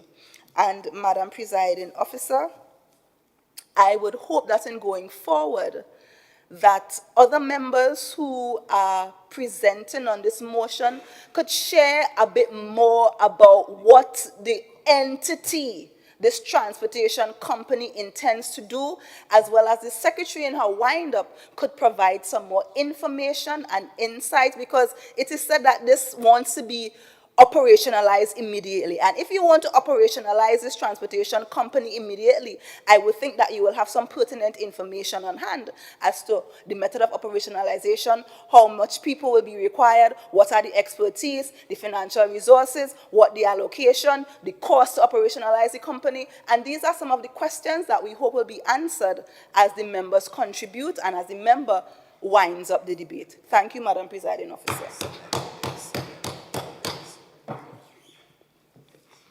Councillor Sittika Williams-O.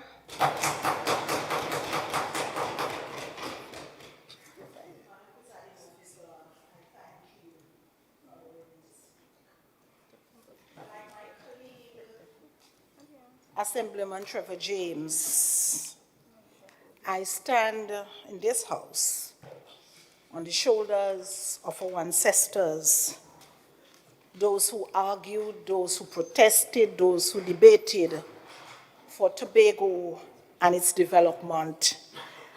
And I stand akin to my colleagues under the stewardship of Chief Secretary Farley Chavez Augustine.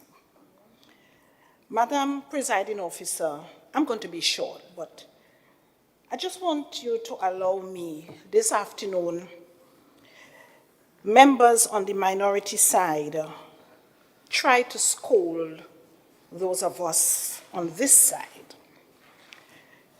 about the relevance of bringing this motion before the House, and that it should be assembly law and everything is done in the context of law and law is enacted and so on.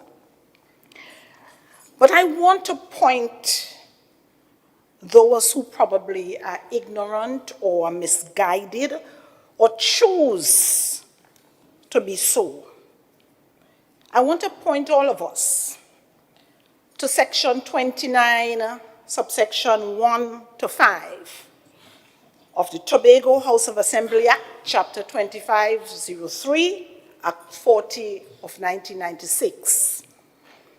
And it says, in the exercise of its powers under this Act, the Assembly may propose and adopt bills in relation to the matters for which it is responsible under Section 25. Such bills shall be debated in the Assembly, and I reiterate that.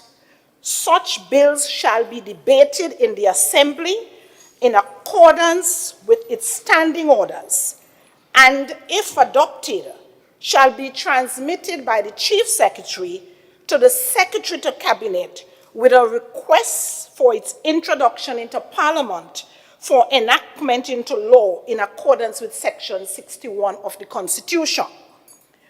Upon the decision of Cabinet for the purpose, a bill that is so adopted shall be introduced into Parliament with a view to its enactment with the relevant standing orders. A bill adopted by the Assembly shall not seek to abrogate, suspend, repeal, alter, override, or be contrary to any written law of the Republic of Trinidad and Tobago, or impose any direct or indirect taxation whatsoever. When passed by Parliament, such a law shall be known as an Assembly law and shall be so designated in its short title. Madam Presiding Officer, it means that we have started right, and this place is where it must begin. The debate must start here before anything being known as assembly law can be assembly law. So we are quite right. And therefore, the motion moved by my colleague, Councillor Boris, is in its right place and at the right time. Madam Presiding Officer, again, in contribution by the member for Roxborough Argyle, there was an attempt to scold this side, and I say attempt because they have all failed, to tell us about unitary state and we must stay together. But all of us sat in the same place in December 2021, when the very member, in taking his oath as an assemblyman, disregarded the script of the oath and took his oath in the name of Tobago and Trinidad, but comes here today to want to tell this side about what is right and what is wrong. Fix yourself first before you come here to fix us. Madam Presiding Officer, you know, sometimes you just got to chuckle. A short while ago, Councillor, the speaker before I rose, talked about dialogue and negotiations and so on. But Madam Presiding Officer, for 21 years, January 2001 to December 6 at 6 p.m., 2021, if there was dialogue, because for most of that 21 years, the PNM sat at central government of this nation, and for 21 years, you had PNM sitting down here in Tobago, and you're telling me that you come here into this house to find fault with a motion brought by this side to alleviate hardship for Tobagonians. We should not have had these problems after you sit down here for 21 years. We should not have had it. You come here to tell me about dialogue, and the minister dialogue with the Chamber of Commerce in Tobago, and there's a commitment. But this same minister in August of 2020 said to this nation that a new cargo vessel will be bought 27 months, is still in the pipeline. Okay. So don't come here to tell me that the minister has given his word a couple days ago, and that within 18 months, he said that in 2020, and it's 3 years later, we still ain't got it. You try all kind of thing. We shouldn't have been under the pressure. The Galicia should have still be here, or you just lose our case. Okay. Right? Madam Presiding Officer, let me say to Tobagonians, we are here discussing this company. And I am so disappointed. And then I shouldn't be, I should really knock myself, because I should not expect anything else from those who sit on the other side. I really shouldn't. Right? I really shouldn't. Because it hurts. All of us are Tobagonians. All of us here under pressure. You're talking about transport.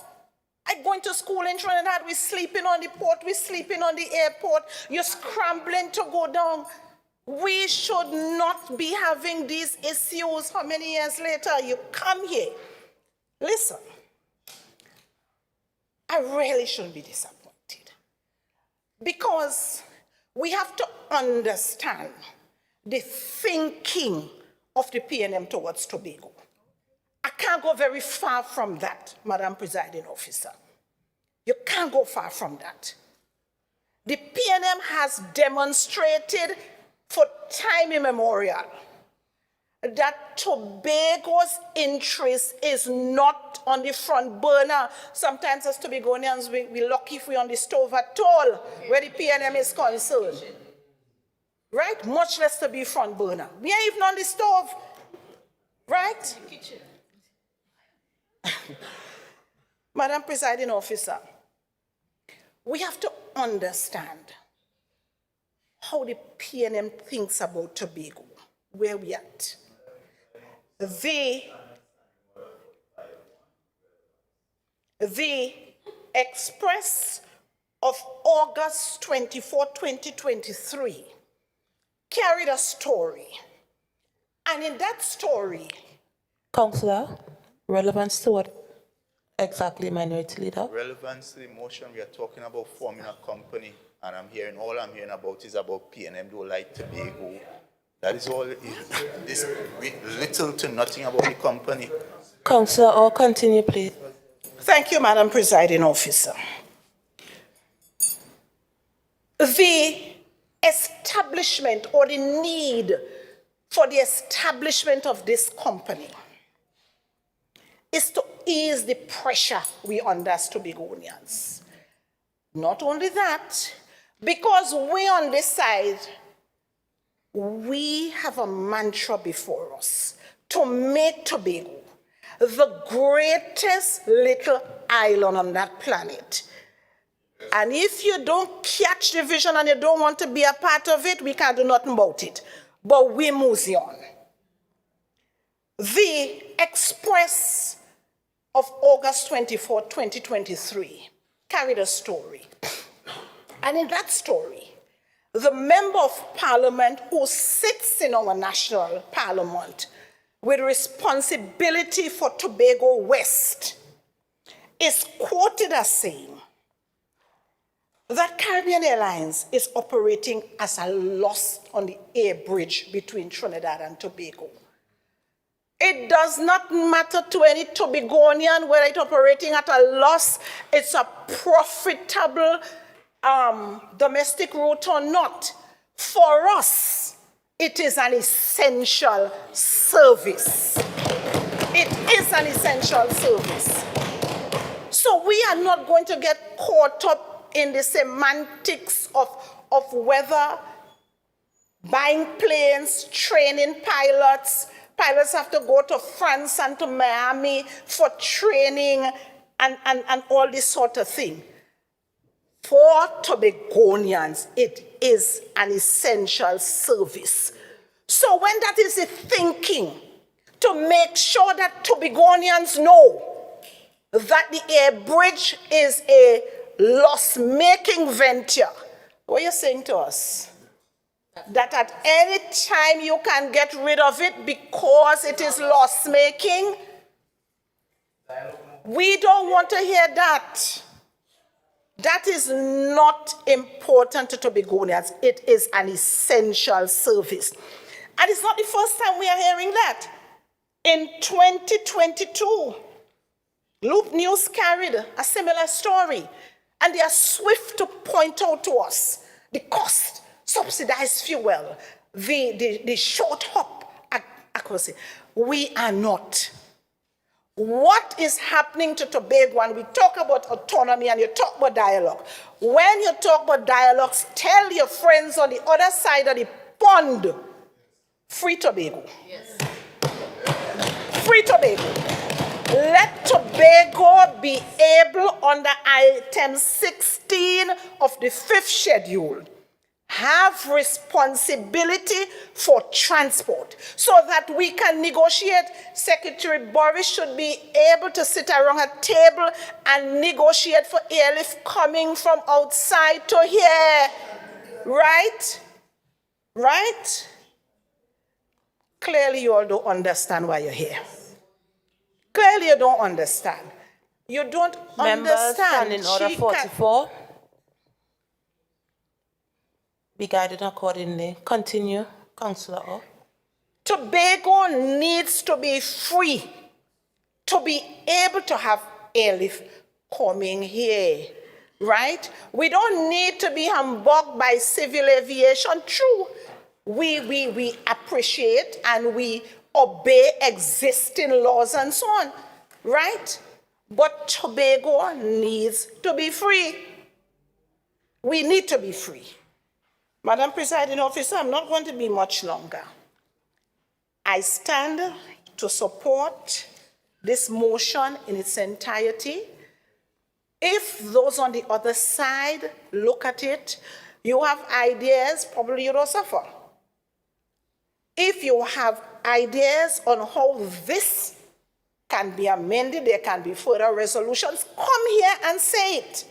Come here and bring it before the table and let both sides. But don't tell us about dialogue. We are not here.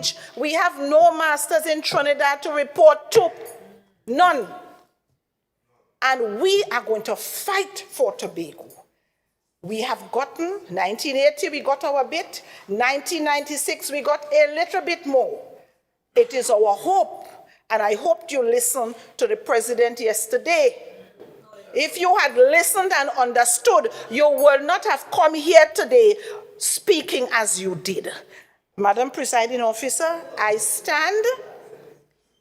stand to support the motion as moved, and I hope that it will be resolved that the island government will operationalize a Tobago public transportation company, and this motion will be moved in its entirety. I thank you.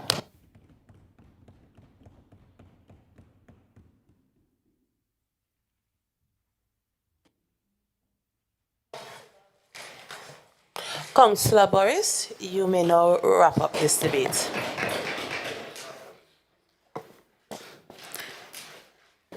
Thank you, Madam Presiding Officer. Listening to the minority A and B present their sides, I had several emotions listening. I didn't come to this house to convince the three members of the minority as to the need for this to happen here. We didn't have to bring this to the house. We have had companies constituted under the Tobago House of Assembly, many companies as part of our divisions, and there was no conversation held in any house, anyway, about those companies. TPAC, Tobago Performing Arts Company, no conversation in the house. IDCOT, no conversation in the house. Festivals Commission, no conversation in the house. Studley Park Enterprises, no conversation in the house. We could have simply just sat in Executive Council, and I could have written a note, and it could have been passed, and we will continue our work. But you know what? This side believes in democracy. We believe that this house stands representing something bigger than ourselves and our own personal thoughts on a matter. And both the minority leader and the minority councillor harped on the fact that I made a very emotive presentation. And I'm not going to lie, this issue is very personal and dear to my heart. Very personal. Because in the last 661 days that I've sat in this chair as Secretary of Tourism, almost every other week I'm getting calls from persons. I can't get a flight. I have a medical appointment. I have to go to Trinidad for school. There is no flights available for me to buy. The minority councillor harped on figures, how many seats were made available and how many were used, and based on some quick calculations, average utilization is something like 75%, 80%, at times it's 90%, 95%. But your figures do not capture how many people want to move and can't move. Your figures don't talk about the people who go online to book, and there is nothing available for them to get. And this is a complaint. This is a complaint. Councillor, now I understand your enthusiasm to support, but please do not get carried away. You are still in the house. Councillor, please continue. Thank you, Madam Presiding Officer. This is a perennial complaint that we have received from the Tobago Hotel and Tourism Association, from our small bed and breakfast operators, from our small businesses in the tourism sector. A complaint that when people want to come and access the island and enjoy the island because they are not able to book in advance, because they are not able to book when they need to, because they can get to come but they can't get to leave when they need to, that all of those challenges turn them away from Tobago. The minority leader spoke about Grenada. Grenada don't have a tail. Tobago have a tail. Tobago has a tail called Trinidad. Because if Tobago could have made its laws, if Tobago had certain rights and authorities vested in our government, which is the Tobago House of Assembly, then we can set up the legislative framework that is necessary to support and grow the tourist sector as our mainstay economy, the same way that the government in Trinidad makes all the investments necessary to grow oil and gas and grow the energy sector and grow the manufacturing sector. But these same persons who sit on this side and pretend to love Tobago, because it's a pretense, will side with their counterparts in Trinidad to continue to give us $4.03 of the budget every single year. And you're asking me where the money coming from. Well, don't worry. Because you know what this administration is good at? Taking a little bit and make plenty out of it. That's what we're good at. Because the reality is this. We came into governance with an overwhelming mandate. And I could say in the 22 months that we have been in office, we have done more work for the people of Tobago than the 21 years that all of us sitting in. I can say that. And maybe our biggest sin is that we want to do more. Maybe our biggest sin is continuing to dream of the day when we could solve all of Tobago's problems. You all laughed and jest and called us the toilet paper party. Well, yeah, we had to be the toilet paper party because we had all this mess to clean up. That's what it is. A mess that you guys left. You even made mention of the fact that secretary is balling. We don't have no money, we don't have no money. Why? We inherited $1 billion in debt from the previous administration. Are we supposed to stop paying those debts and simply focus all of the expenditure on what we want to do? We still have an obligation. We in government, we're not making any excuses. You all left a mess for us to clean up and we're trying to clean it up. And while we're trying to clean it up, we're still trying to take steps forward. Left up to people like the minority leader A and the minority leader B. If they were Israelites, we would have never leave Egypt. If we were slaves, we would have still be on the plantation. Because they come in this house and continue to posit that the people of Tobago do not deserve better. I remember when I was 19 years old, the first car that I helped buy, a little old Nissan, a red Nissan B11 Sunny. First car. But because I wanted more for myself, you know what I did? I saved my money, and then I sell that car and I buy a better car. And this is how people should operate. You should always think about better, dream about better, think about the place you want to go. Sometimes at the detriment even of your own health, you put one foot in front of the other and you walk towards the goal. Laying this motion today was saying to the people of Tobago, this is our goal. It is our goal that you are able to move seamlessly from Trinidad and Tobago, and you no longer have to sleep in an airport somewhere. It is our goal that you move seamlessly from Tobago to Trinidad, and you don't have to be herded like cattle at a port. It is our goal that whatever time in the night you need to get transportation from Scarborough to Charlottesville, if you're lying late and it's 1 a.m., that you could depend on some type of transportation service to be functional and operating, that you can get there. It is our goal to solve these problems, and this is but the first step. I can't say I was disappointed because you all have batted true to form.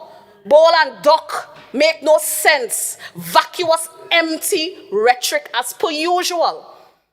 And being a former classmate of mine, I kind of had high hopes for you being the last one standing. But clearly you just stayed there to take picker, I don't know. Has nothing to do with the fact that you are here. Honorable members of this House, I'm not going to repeat myself again. Please be guided by Standing Order 44. Councillor Boris, you may continue. I was never classmate of this young man. Thank you for that. Never. Thank you so much for that clarification. Councillor Boris, Thank you, Madam Presiding please Officer. be guided accordingly. Well, clearly he has been thrown out of the Alumni Association. In any case,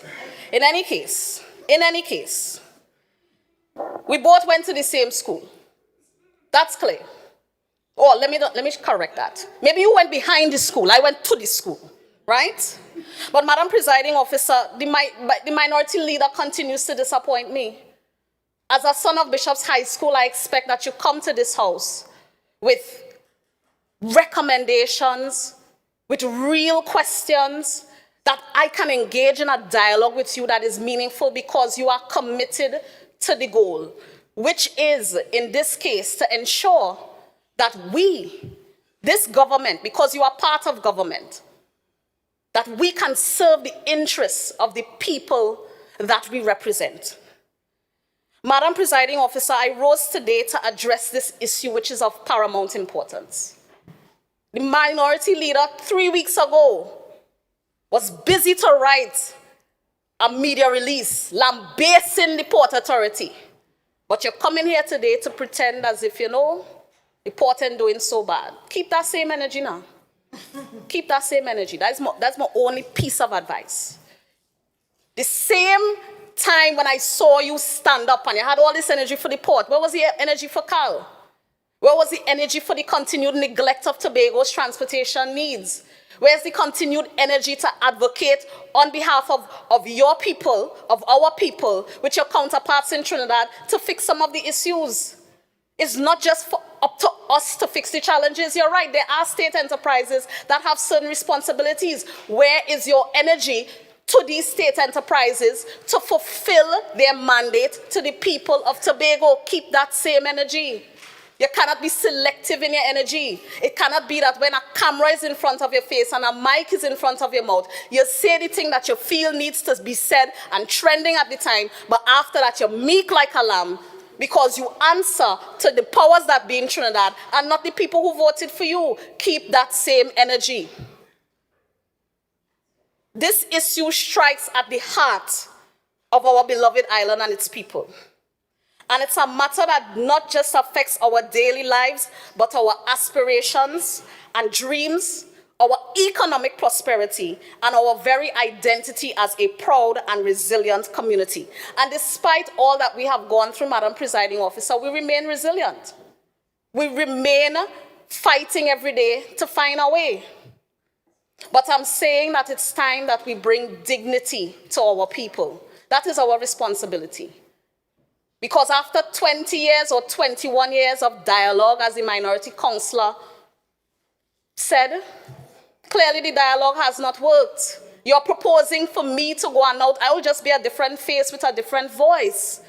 But my plea will not be different to any plea that was made before me. What will make it different this time? What will make them listen to me this time when they wasn't listening to all the time? It don't make no sense. Make it make sense. The time for dialogue is over. If they want to fix our challenges, they can. If they intend to fix our challenges, they will. But we are not waiting for them to do so. The purpose of this motion was to give the minority the opportunity to unite with us under a common purpose to ensure, again, as I said, we serve the needs of the people of Tobago.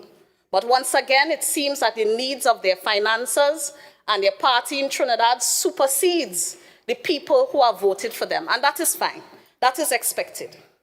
Minority councillors, councillor and minority leader, I would think by now you know better than that. Please allow Councillor Boris to complete the presentation without any interruptions and be guided by Standing Order 44. Councillor Boris, continue. Thank you, Madam Presiding Officer. The reality is that We have every intention of trying to fix every single problem that we face as an administration. We have every single intention of trying to fix all of the problems that are faced by the people of Tobago. And whether we get the support of the minority or not, that's not very important to us. It is important that at the end of our tenure, we can say that we tried and we did our best for the people that have supported us and for the people that have elected us to represent them. In addition to that, Madam Presiding Officer, in moving this motion today, and as I said, it's a motion that's very close and near and dear to my heart, having been a former employee of the Port Authority of Trinidad and Tobago for 6 years, I have seen the hardship personally that Tobago people, my Tobago people, have suffered and continue to suffer. I myself have experienced that. I can't even think how many times I've slept on the airport. I can't think how many times I didn't get through on standby. And even to this day, even sitting in the chair as secretary, I have no entitlement to a boarding pass. There are days that I request bookings from Caribbean Airlines for work purposes, and they send back a message and tell me no availability. So clearly in Carl's mind, the Tobago House of Assembly and all that important. Yes. Clearly whoever it is, the answer to is more important. And you know what? Carl is a company. Carl is concerned about their bottom line. But as fast as they want to make the argument that the Tobago route is unprofitable and they want to publish the figures of how many seats are unutilized, level the playing field. Publish how many seats are unutilized across your network. Publish the profitability of your routes. Publish it so that we can see and that we can make a determination. Because at the end of the day, this narrative that is being spewed, that Tobago could be sacrificed on an altar of profits. And we forget that Tobagonians utilize the air and sea bridge as an essential service. That argument cannot fly any longer. Madam Presiding Officer, in winding up this debate today, it is very important that we continue to demonstrate to the people of Tobago that as far as this administration is concerned, doesn't matter what our predecessors did, doesn't matter how many of our rights and powers they gave away, they gave it back to Trinidad, doesn't matter how much they have tried to erode the power of the Tobago House of Assembly. We will fight back for every inch, every mile, every difficult step that we have to take to get us to the place that we need to go to. And this is just but one step in solving that problem. This is a priority of our administration to fix once and for all of the transportation challenges that we as an island have been facing. Madam Presiding Officer, I thank you for this opportunity to present this motion in this House today.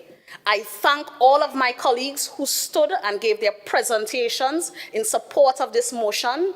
And I can say to you that we, this administration, remains committed to getting Tobago to becoming the greatest little island on the planet. I thank you.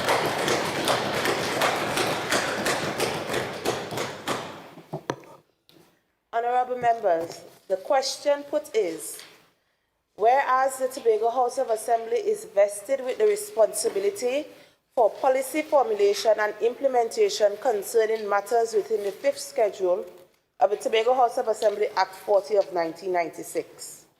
And whereas the Tobago House of Assembly holds direct responsibility for prescribed areas, inclusive of air and sea transportation, as well as public utilities on the island of Tobago, which are vested in the Division of Tourism, Culture, Antiquities, and Transportation, and the Division of Infrastructure, Quarries, and Urban Development, and the Division of Settlements, Public Utilities, and Rural Development. And whereas Tobagonians have been enduring persistent hardships, anxiety, and frustration due to the limited freedom of movement, particularly through the public transportation system in Tobago, as well as the air and sea bridge connections between Trinidad and Tobago. And whereas the recent challenges in the air and sea bridge connectivity between Trinidad and Tobago have exacerbated the difficulties faced by Tobagonians, and if left unaddressed, will continue to inflict severe economic, social, and psychological hardships upon the people of Tobago, while hindering the holistic development of the island, which represents a continued aggressive disenfranchisement of the Tobago people since our independence in 1962. Be it resolved that the Tobago Island government establish and operationalize a Tobago transportation company with the responsibility for all transportation requirements specific to Tobago, outlined in the 5th schedule of the Tobago House of Assembly Act 40 of 1996, notwithstanding the proposed Tobago bill, recognizing the critical state of the Tobago transportation sector and the profound impact it has on the overall well-being and progress of the island. And be it further resolved that the Tobago Public Transportation Company will be immediately instituted and functions under the purview of the Division of Tourism, Culture, and Antiquities and Transportation. Those in favor, say aye. Aye. Those against? The ayes have it. Motion carried. Motion for adjournment. Leader of Assembly Business. Thank you, Madam Presiding Officer. I beg to move that this House now stands adjourned for a date to be fixed. Members, the question is that this House now stands adjourned for a date to be fixed. All in favor say aye. Aye. Any against? The ayes have it. This House now stands adjourned for a date to be fixed. Honorable members, pleasant evening.